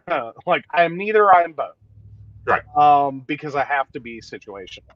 Right. I think that's a big conversation. It is. All right.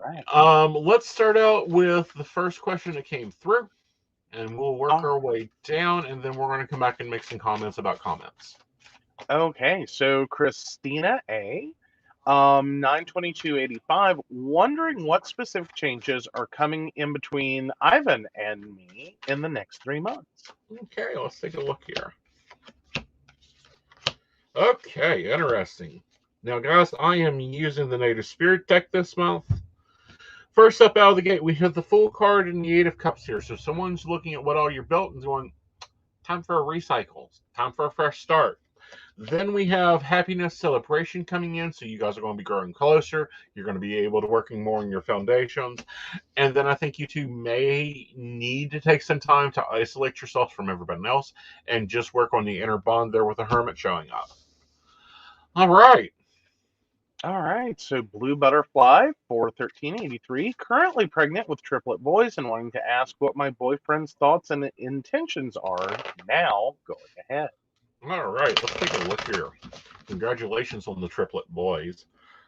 Hope you put Nikes on your birth registration. Well, and I was also going to add, and our sympathies, because triplet boys. Yeah. Wow. That's a lot. Right. All right, so he's stressing and worrying and freaking out as we expected. I feel like he starts getting his shit together here very closely and starts working on moving forward with the Ten of Wands here. I want you to warn you, though, do not allow him to take everything on. Allow him to be a little messy for a little while, because you guys are both going to be messy for a while. But I think you guys' relationship grows and builds. I also feel with the King of Cups here, be the diplomat. You guys have to figure out what to do. I do feel like overall the relationship grows and bonds into a longer term one with the Hermit hitting here. All right. So Spicy and Sweet, 5792. Just curious if the Taurus and me will have a romantic spicy night when we are reunited the first night. Honey, the heat's going to be on, and that's all I have to say about that, because we have to keep this PG. Well, then. Okay. So, spicy, if it was Texas chili, it would be ghost pepper chili. You know, I just realized, I just immediately assumed that was a she. But you know what? I don't feel like there's a, like... It don't matter. Like, okay. I was just having a moment. Like, I just realized I did that. Like, I gendered that name with, like, no clue. So, all right. Christina Davis, February 17th, 82. My granddaughter's murder trial is coming up. Will justice be served? Okay.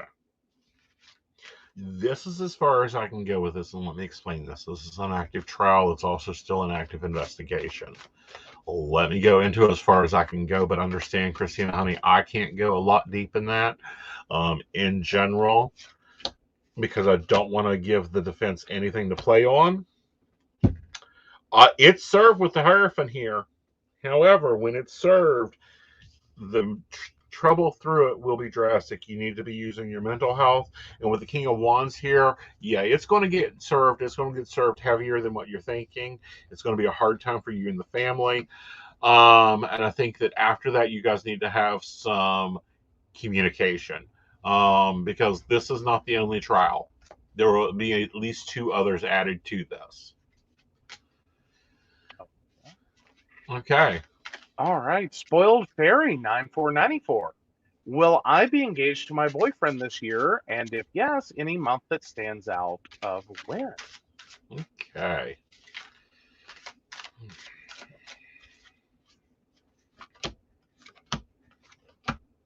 Okay, I'm going to go around March. It should be when it starts getting warmer for you.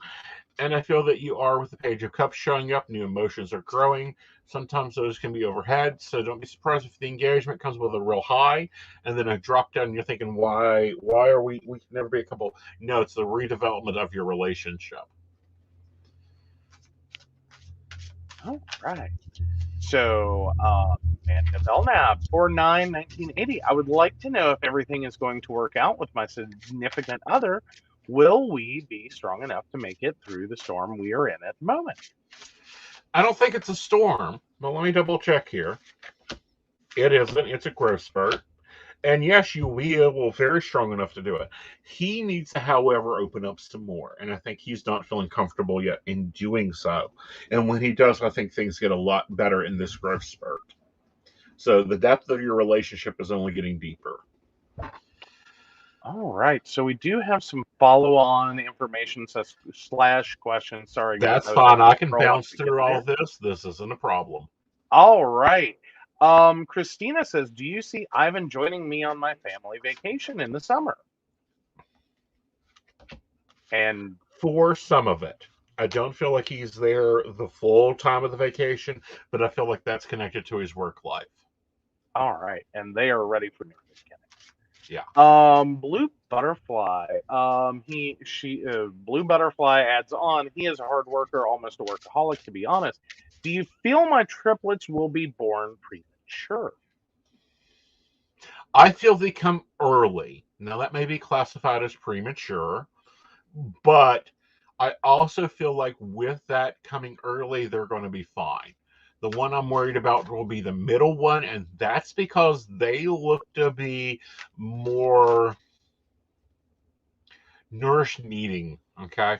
Also, I want to give my standard advice, is what I tell every pregnant woman: eat as much ice and ice water as you can get right now, so as your labor is easier. Okay.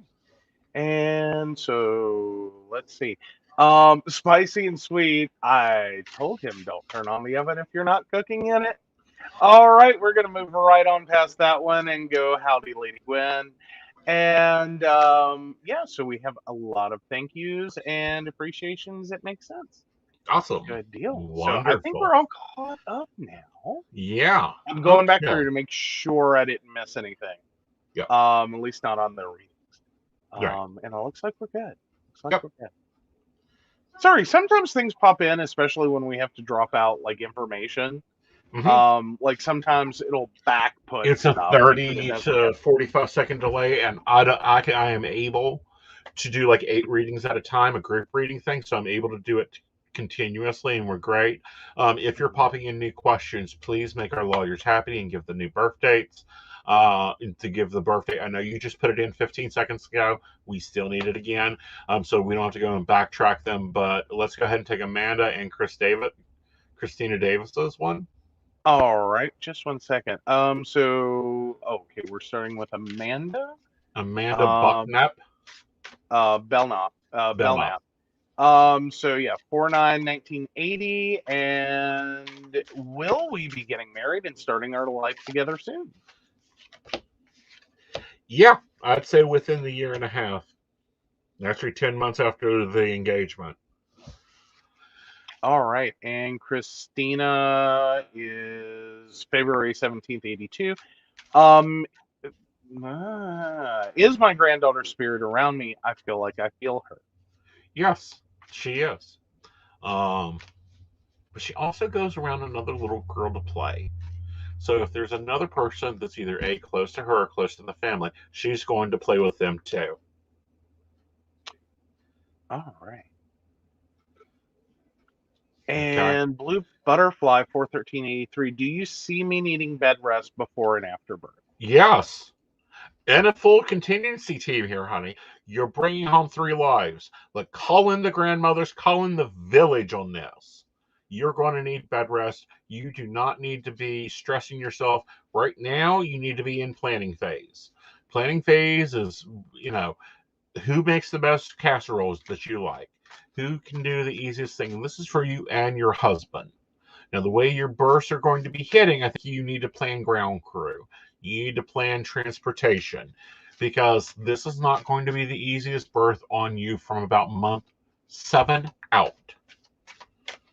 Okay. Okay? And no hard-hitting goals when you're kicking yourself because you don't bounce back. Blue Butterfly says, right? Oh my God, I literally told my boyfriend that. Yeah, we're going to drag your boyfriend in here. He needs to find the buddy that can take care of the grass. He needs to find the buddy that can run to the grocery store. He needs to find the buddy that can grab him his favorite whatever. Have those prepped up. We think about the mothers and getting the baby and all that together. However, We need to be thinking about the men, especially your man, because your man's got that white knight complex that he'd rather die on his horse than see you break, or than see him break. Get his ass on, tell him he needs his afterbirth plan. Absolutely. And then we have Amanda Belknap, 4/9/1980. Is our angel playing and around her baby sister Raylan? Yes. All right. Good information or good news from Blue Butterfly. Sorry, I'll put that out in a second. He's a planner, so yeah. Awesome. Okay. Yeah, because I mean, like, I don't know a single person or a single. Yeah, they did. Amanda, they did.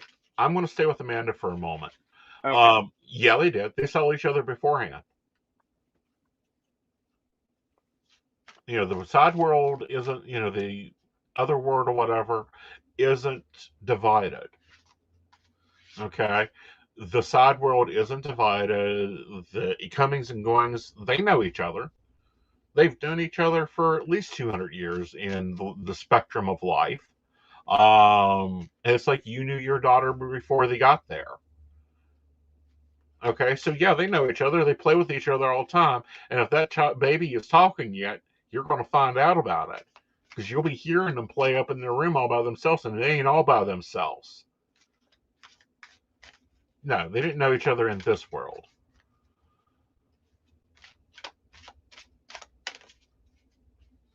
All right. Amanda, what's wrong with your stomach? Oh no.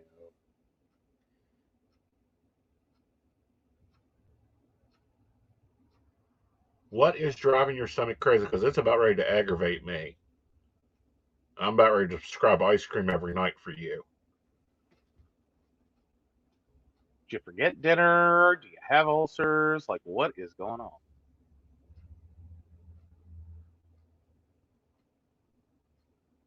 Of course, because they're together all the time. Go get that checked.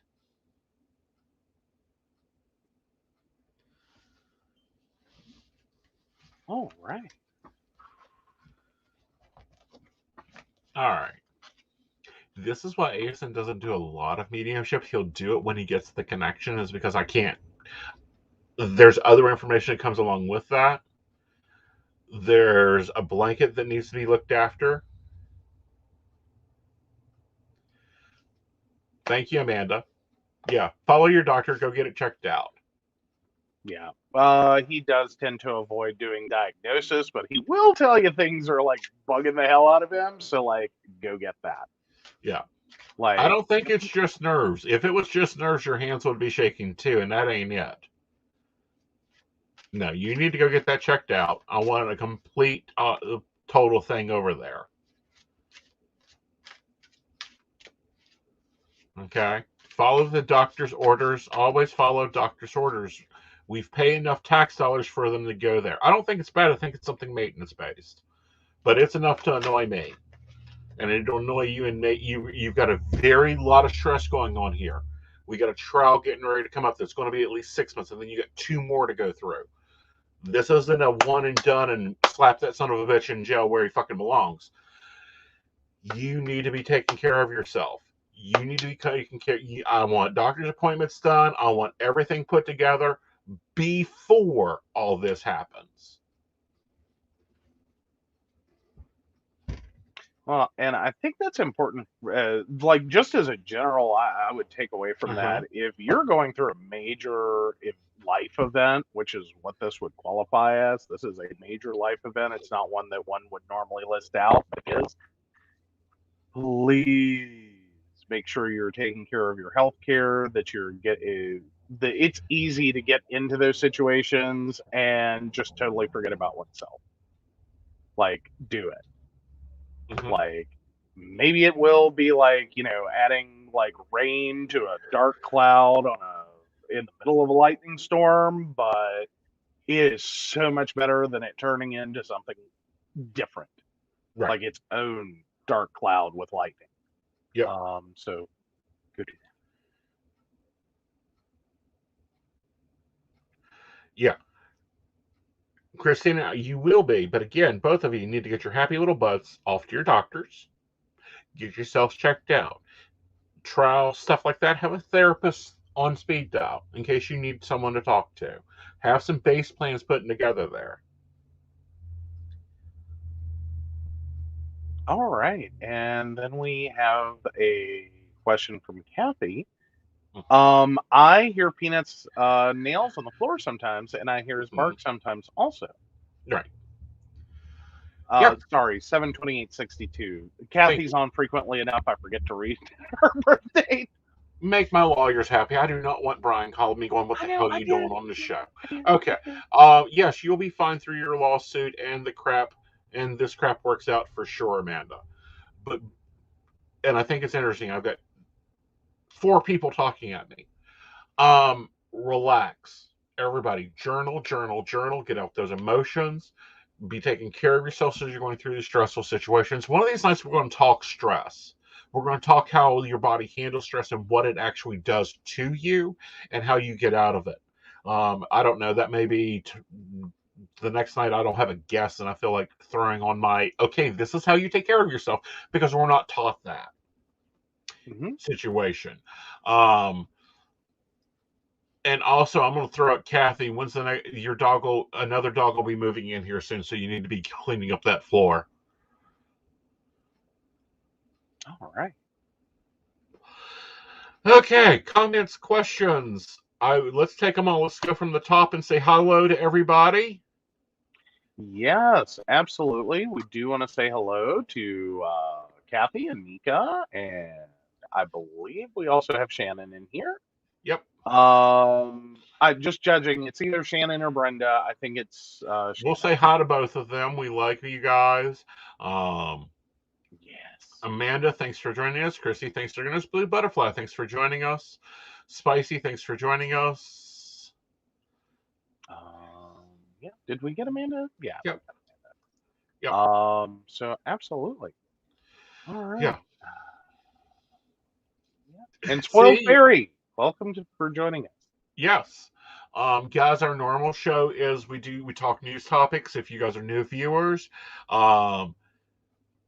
we talk news topics, or I talk to a guest, and then we go into questions like we did tonight. We're on every Thursday night at 9:30, and our show has been running a little longer. I'm sorry. I originally planned this show to be a 1-hour show, and we've hit 3 hours before because you guys control it.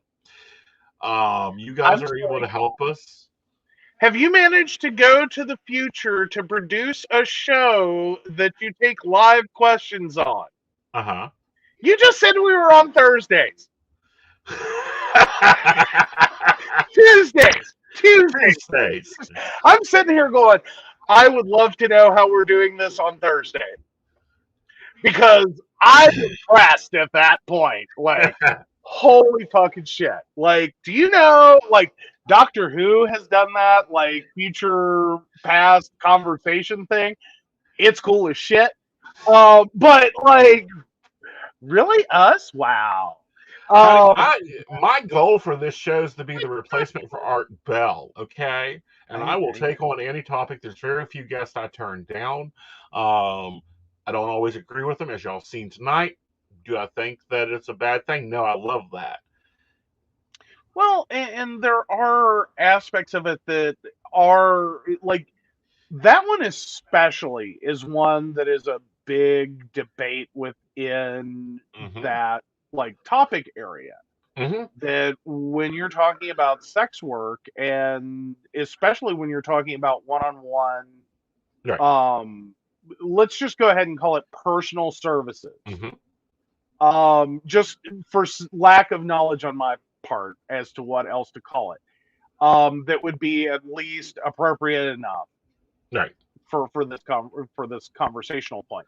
That when you are providing personal service, one-on-one physical services, as to whether or not that should qualify as human trafficking or not. Right. And now, that's been a very I'm going to address this. I'm going to do my little plug. Yes, we do provide.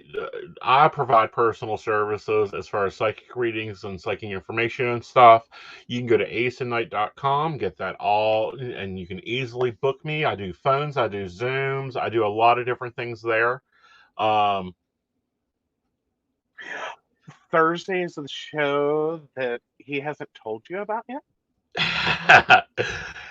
Well, honey, I'll put it to you this way: if a radio company wants me to come on and do a show, they better be ready because I've already got scripts and topics and things I want to cover. So, SiriusXM, honey, come on down. Let's have a conversation about what I can do for you and what you can do for me. But yeah, Joe draws the line at 2 shows a week. So you can reorganize that however you like, but Joe does honey, too. that's fine. You can take over dinner. I'm going to be on air 8 nights a week. Oh, yay, takeout, because they better pay. Yeah. I'm just saying. Yeah. Yeah.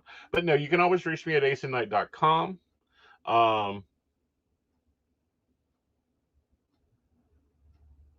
All right, I'm going to have to bounce here. I'm going to bounce some questions.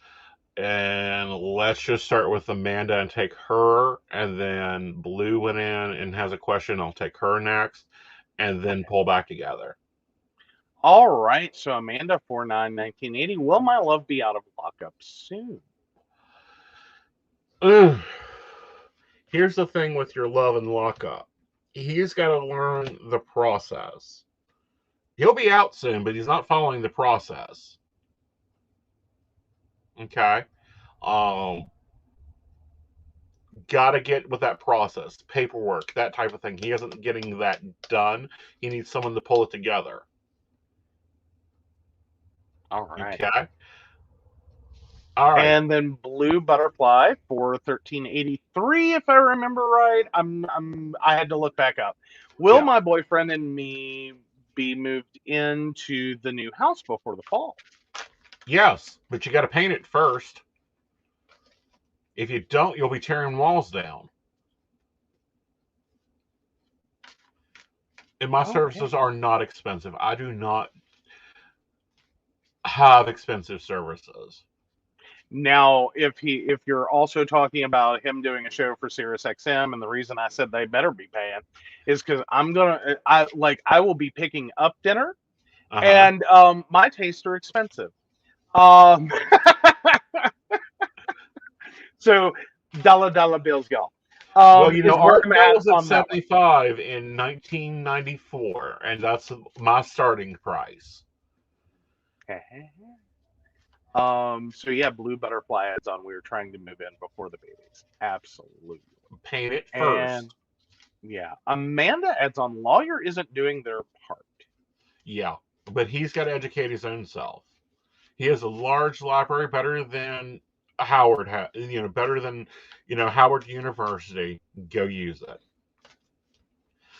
Oh, Amanda, honey, so sweet. You'd fix us dinner.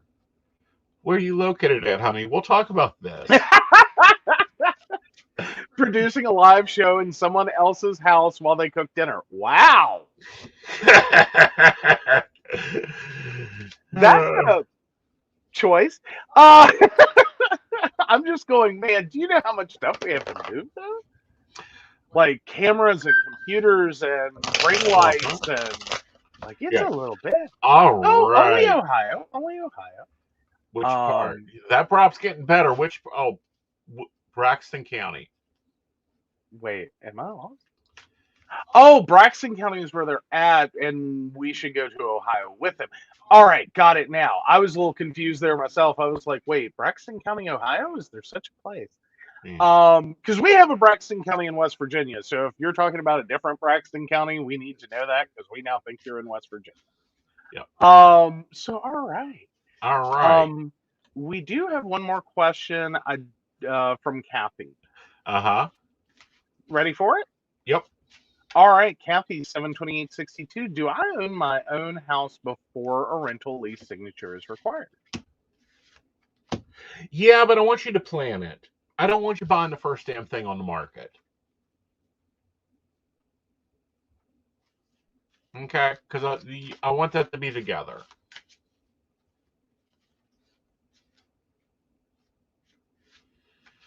Oh. Okay, well, let's grab Christina. All right, Christina A, 92285. What does Ivan want and need from me moving forward?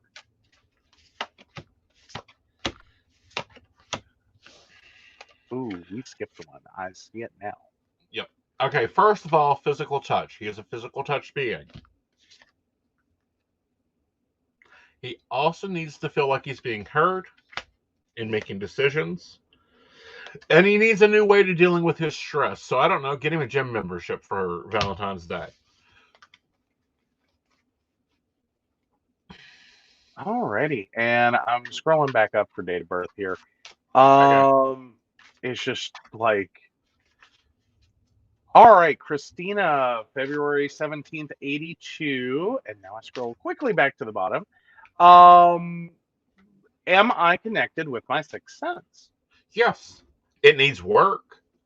Like, this muscle that I use to do readings, all that pulled together, it needs work. There you've got to get out there and use it. I tell my students, especially my students I see that's not doing their work on the readings, do I need to book an appointment and lock you in a room? Because I will. I'll book 10 and just let them in and let them out. You have to exercise it. You have to use it. You have to learn to listen to your gut. You have to learn that when you're driving down the road and it says make a left turn, make a left turn. Not into a lake. No. This isn't bad Google nav. No. Okay? Like, be careful with that. Like, make sure you're making a good choice there. And it is hard, Christina. It is hard. It is development. It is growth. It is a lot of things. Now, I do teach tarot classes. I do teach divination classes. You can find all that on my site if you want help with any of those. But no, you are connected to your sixth sense. Otherwise, you wouldn't be breathing. Yes, he does teach. He does offer classes. I believe you have all those posted over at aesonknight.com. Yep. And at PCSPnetwork.com. Absolutely. All right. Christina had done that. Yeah, he'll open up as he feels safe and heard. Because men don't like wasting their voice. If they think you don't listen, they'll shut up. Okay. Absolutely. So I think we got all that together. So I want to take on something, but I don't know if I want to take it on now or if I should do it together. Her? Well, I want to take on a barista story. Okay. I don't know if you saw the barista story. I think I saw that one existed and I might have read. I don't know. I've gotten a few different things recently, so send it over. Well, this is the new book burning one. I will have to tag you in it, so you'll have to open up the gates of Facebook or Metaverse. Well, I've got them. I always have Facebook open while I'm on this. Right. Like, that's just because sometimes backhouse conversation needs to occur. Like, why are the dogs crazy right now? Or can you please get the cat? Right. These are real questions in our household. These are real directions of come get this dog. So Pastor George Lockett is hosting a book burning.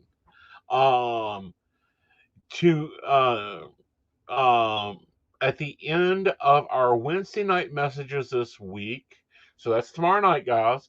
They will be continuing their series of delving from the demons, and they will have stuff coming in from all over that they will be burning. We are not playing the games. Witchcraft and accusative and occult things must go. In Acts 19, they brought their sorcerers and demons and burned it. We are well aware of what we're stepping into. Bring it all. Stop allowing demonic influences in your home. I say it from the stage, and I'll say it here. Anything tied to the Masonic Lodge needs to be destroyed. It's a Satanist cult, no matter what your Master Mason fish frying grandfather told you. Bring all the Harry Potter stuff. You want your haters, I don't care. It's witchcraft 100%. All your Twilight books and movies.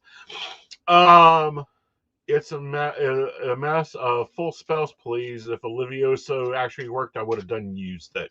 Divination, I shape smell shifting. Southern Baptist. I smell rich motherfucker. We had people on the hip at Mount Juliet that wasn't surprised because they hate truth and have loads of witches there that can't help themselves, but they're wanting a group to come to the church, break out their witchcraft, and open up their Ouija boards while we celebrate. Well, hear me, you're welcome to come, but I promise I will walk over, pray over, yada yada. Basically, they're getting protesters and he's trying to intimidate them. Always. He misquoted the freaking Bible. This isn't surprising to me. What's surprising to me is how much Bible verses I remembered, because I heard Acts 19 and went, hold up. I know Acts very well. I'm a son of a Pentecostal preacher. We learned the book of Acts 1 and Acts 2 and the documents of Paul and the documents of Mark. And Acts 19, and whenever you list the Bible verse, you go Acts 19, that's talking about either the chapter or the first verse. So the first verse says, and it came to pass that while the apostles were in Cathian, Paul, having passed through the upper coast, came to the Theral, finding certain disciples. Interesting. Poorly quoted story. Poorly quoted, not even fully read, like we see equally. So here are some ones that I like. I thought I'd drop my favorite quotes, and then let's debate this book burning, where we've seen it before in history. Acts 2:17. In the last days, God said, I will pour out my spirit on all the people. Your sons and daughters will prophesy. Young men will see visions, and old men will dream dreams. Acts 19:18. Even on my servants, both men and women, I will pour out my spirit in those days, and they will prophesy. Acts 2:19, which I will show wonders in the heavens above and signs below on the earth. And then my favorite one, because I looked up his net worth, and it's between $1 and $5 million. He's not following his own gospels. Matthew 19:21, and Jesus said, if you want to be a perfect, go sell all your possessions, give to the poor, and you will have treasures in heaven. Then come follow me. Lockett's net worth is at $1 million to $5 million. They're not really sure. There's a lot of shell games going on there, with his primary career and income being an evangelist pastor. So, man of God. And by the way, in your Facebook picture, you actually classify yourself to be stoned, because I do believe that suit is mixed fabrics. Don't be threatening my religion if you can't hold your own. There is that. Uh-huh. There is that. Oh, I'm just looking up the church here. Because this hits hard on, like, the Southern Baptist loves, like, that kind of, like, rhetoric. Just like the Nazis did. This is behavior we see out of the Nazis. Well, okay, without going Nazi on them. Like, I don't want to just jump there and, like, potentially get accused of, like, just we were name calling. I mean, like, the words. It's like, I've heard this. I've heard this said about, like, television and books over and over and over and over and over. And I'm just sitting here going,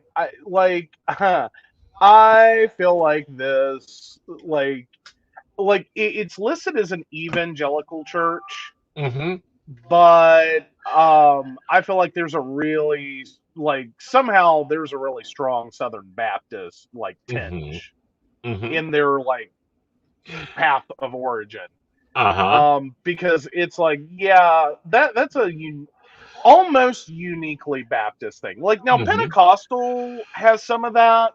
It's a little different, though. It is, but it isn't. It is, but it isn't. It is, but it isn't. But they don't misquote scripture, and that pisses me off. That'll piss me off from day 1 to day 200. That's just something I can. It's like when someone misquotes Gerald Gardner. Pisses me off. I will go in and correct them with High Magic's aid today. Well, and apparently this isn't the first time that Pastor Locke has made news. Like he's previously preached that we're in a fake pandemic and the vaccine is a scam.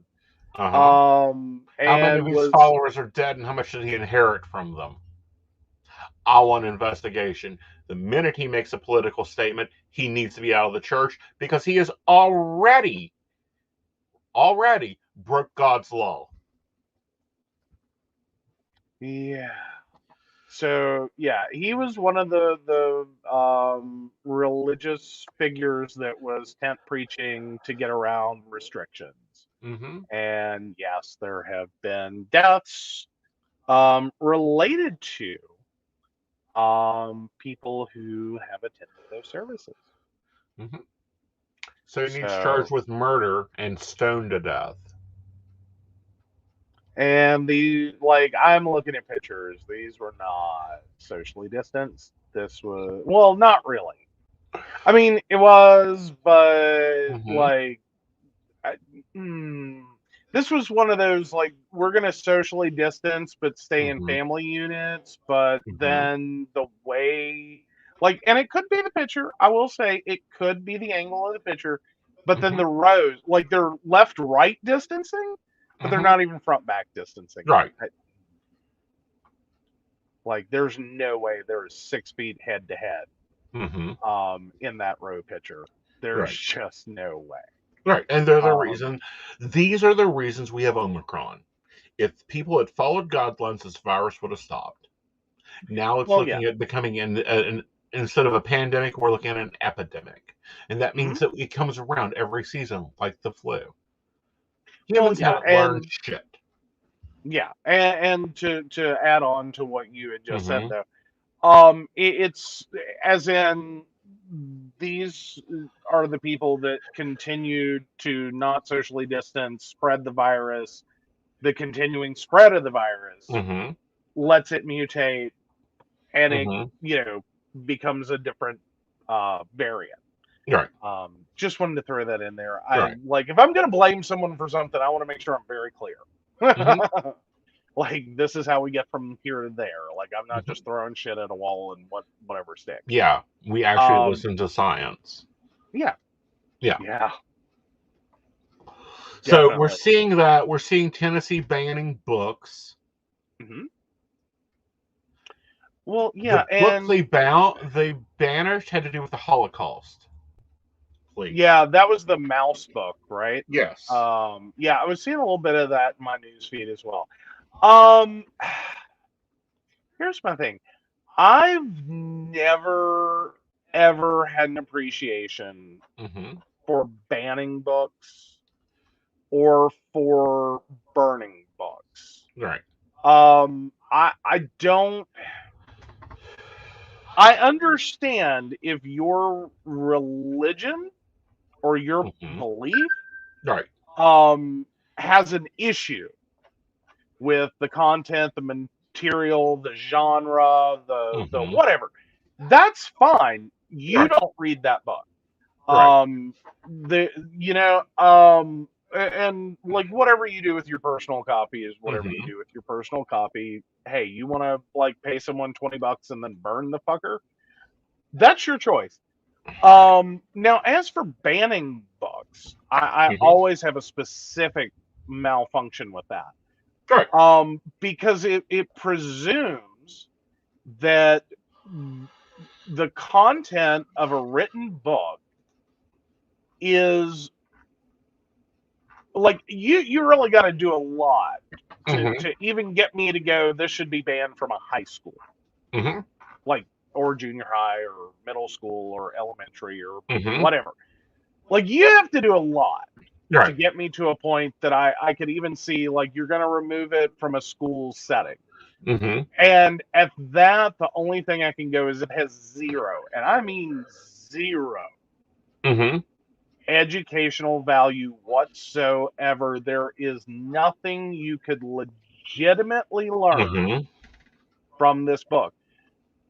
At that point, I'm sitting there going, that's like 50 Shades of Grey.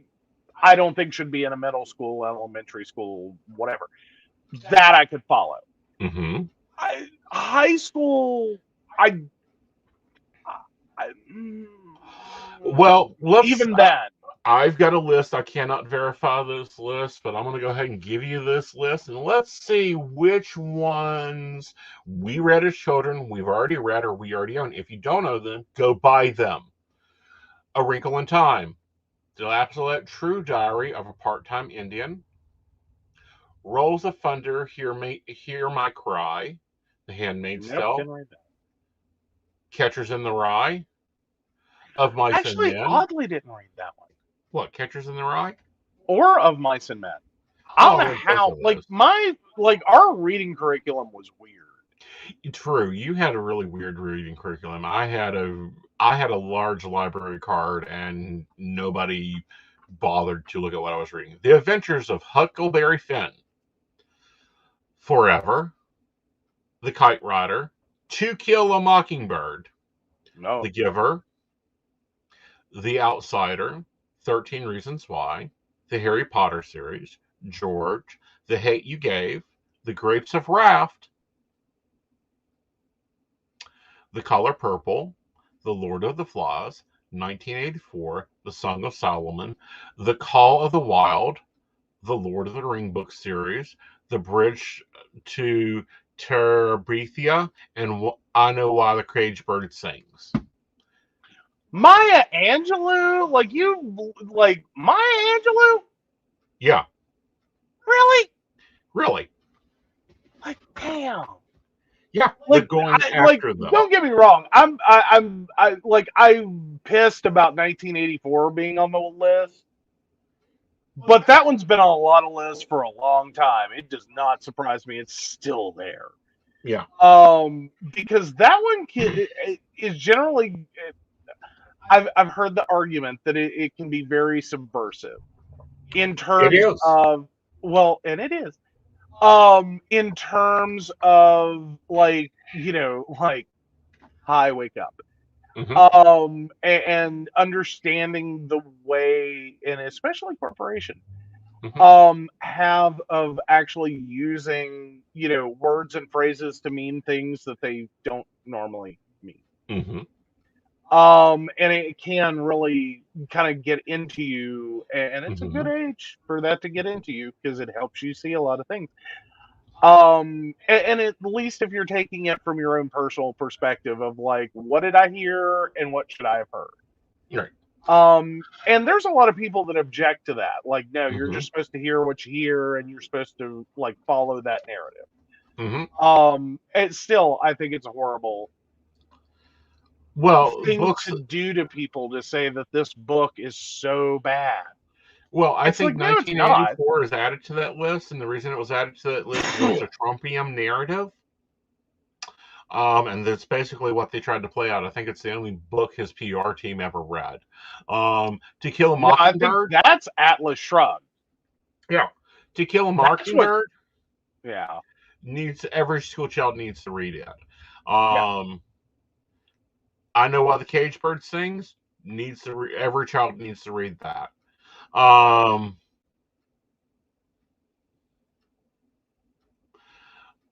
Of Mice and Men, I think it's interesting. I don't think it should be required reading. 1984, I think, is required reading, especially in the times we're living in today. I mean, and if you really want to get into the subject, Fahrenheit 451. Right. Let me just point out, my English 101 was the first time I got to read 84 and 451. Right. And both, that was, my last, my last year of high school, in which those, were part of the curriculum for anything. My college or my high school experience did not include those books in and of itself. K-12 didn't do that. It was the add-on English 101 where I got that. Right. And that still messes with me. It's like, no, those are two books I really think you should have to have as a senior. Right. Like, you need to know something. Right. All right. So let's go back. We have a question. I'm going to take this question, and then we're going to wrap up. We're going to talk about this on Friday night about book burning and also some of these books that we need to go and get and be putting into the hands of the teenagers. Yeah, really. All right. Like, all right. So, Cassie and Jerry Nichols, 9/3/98. Will I get justice for my daughter during this trial? And is she happy? All right. I'm going to tell you, Cassie, this trial's not going to be easy. I hope you're in therapy. If not, you need to be before we go in. You will get justice in this trial, but you have 2 other trials to go through before this is over. And that can be very problematic and very tiring and hard to do. Is she happy? Yes, she's happy. I'm going to clear out some bullshit that you may have been told, you may have been heard, you may have heard. And if you haven't, I just want you to have that bullshit meter tuned to it so you can go, you don't get this. 1, she's happy, she's safe, she's fine. She is in universal bliss. She's a sweet, lovely lady that'll continue to age within her life cycle till she reaches 30. And then when everybody gets over, you guys will plan your next adventure to this hell called Earth. 2, yes, you do hear her. Yes, your daughter does see her. Yes, she is in family photos. I'll bet you every holiday there's a blemish or fuck up in a picture, and you're like, what the hell is this? It is not shadow. It is not dust. Your house ain't that damn dusty. That's your baby girl showing up. You just need to know she's there. She, and I know this echoes a lot, she does not remember why she crawled. She just knows that she's in a different realm. There's a grandmother or motherly figure that was there, got her comforted, got her used to the other side, and she's now operating perfectly fine over there.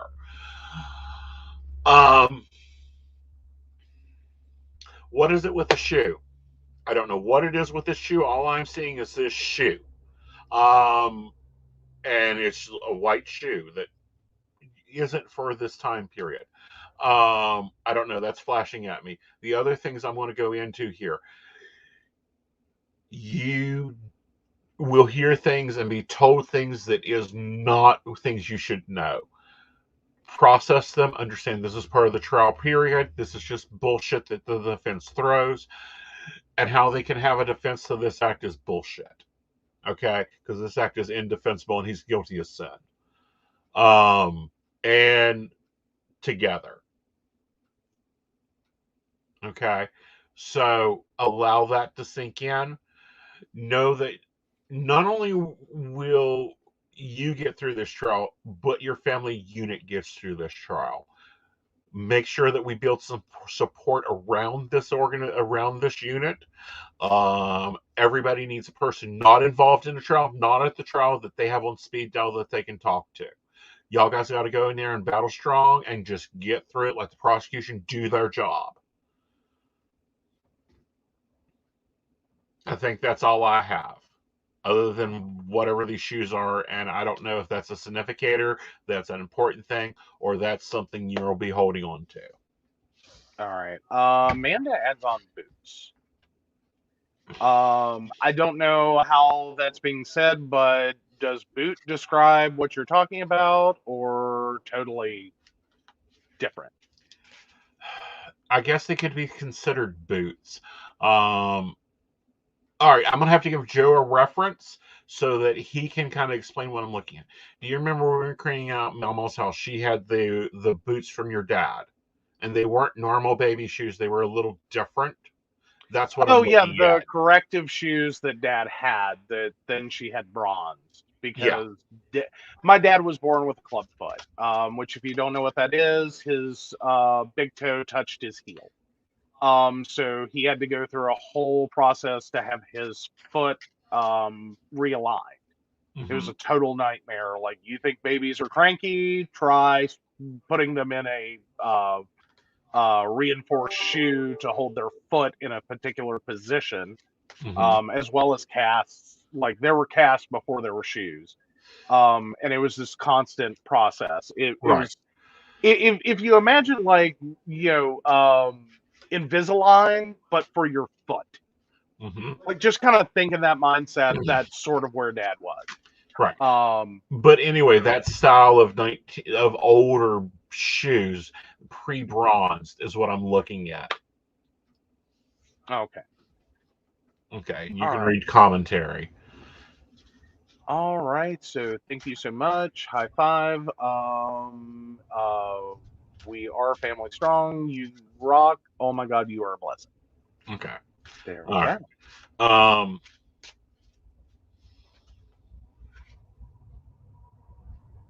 Could this be about her little sister? Could be. It could be about the little. It's literally she's throwing things to me because I'm a stranger in her world, trying to identify who I am on how you go into this. Okay. Okay. All right. Additional comment. She's bow-legged. I'm assuming that's the little sister. Strong possibility. Okay. So. Okay. All right, guys. You can reach me over at aesonknight.com. And we can go into this deeper, but understand with the legal situation, all I can say is you will get justice, but you will have 3 trials. That's as far as I can take it, because I am not going to go and meddle in anything in this investigation until it's closed shut, locked up, and that asshole's in jail. Absolutely. Okay. All right, so let's go into thanking the people that make this possible, and to pull it all together and really are invaluable to me.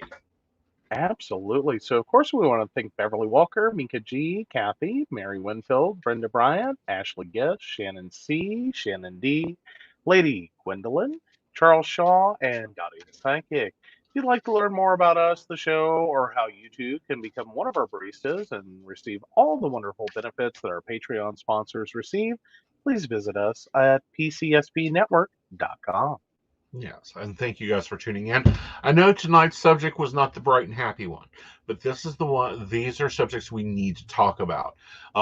Human trafficking, sex trafficking, real life issues are a big problem. It's a big problem for even us because you never know what, for the psychics that listen to our show, you never know what you're sitting down to the table about. Absolutely. And I think any story can have a happy ending depending upon where you start and end it.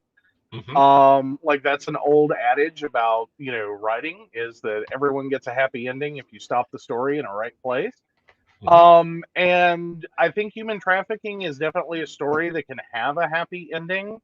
And one of the ways that we stop that in the right place is by people knowing what the hell's going on out there.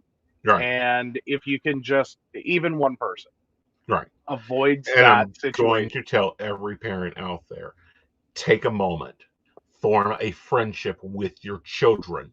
The more you know what's going on in their lives, the more they feel comfortable sharing. Yes, there's a time to be the disciplinary and to be the super dad and the super mom, but there's a time that you have to stop, educate, and teach them what is what, and form their thought patterns. Help them form thought patterns. Otherwise, in 50 years, they will still be cutting the end off their damn roast because that's the way you done it, not because that your pan was too small for your roast. Absolutely.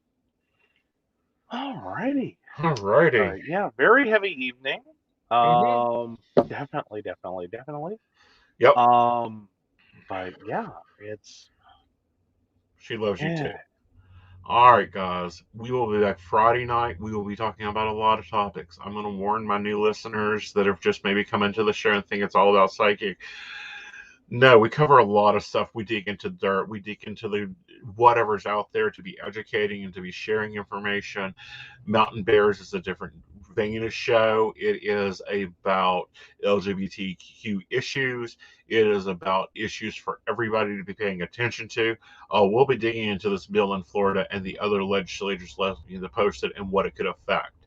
And you guys Wash your hands, wear your mask, be safe, and take care of your damn selves because I ain't got time to take care of all of you. Bye, y'all. Bye.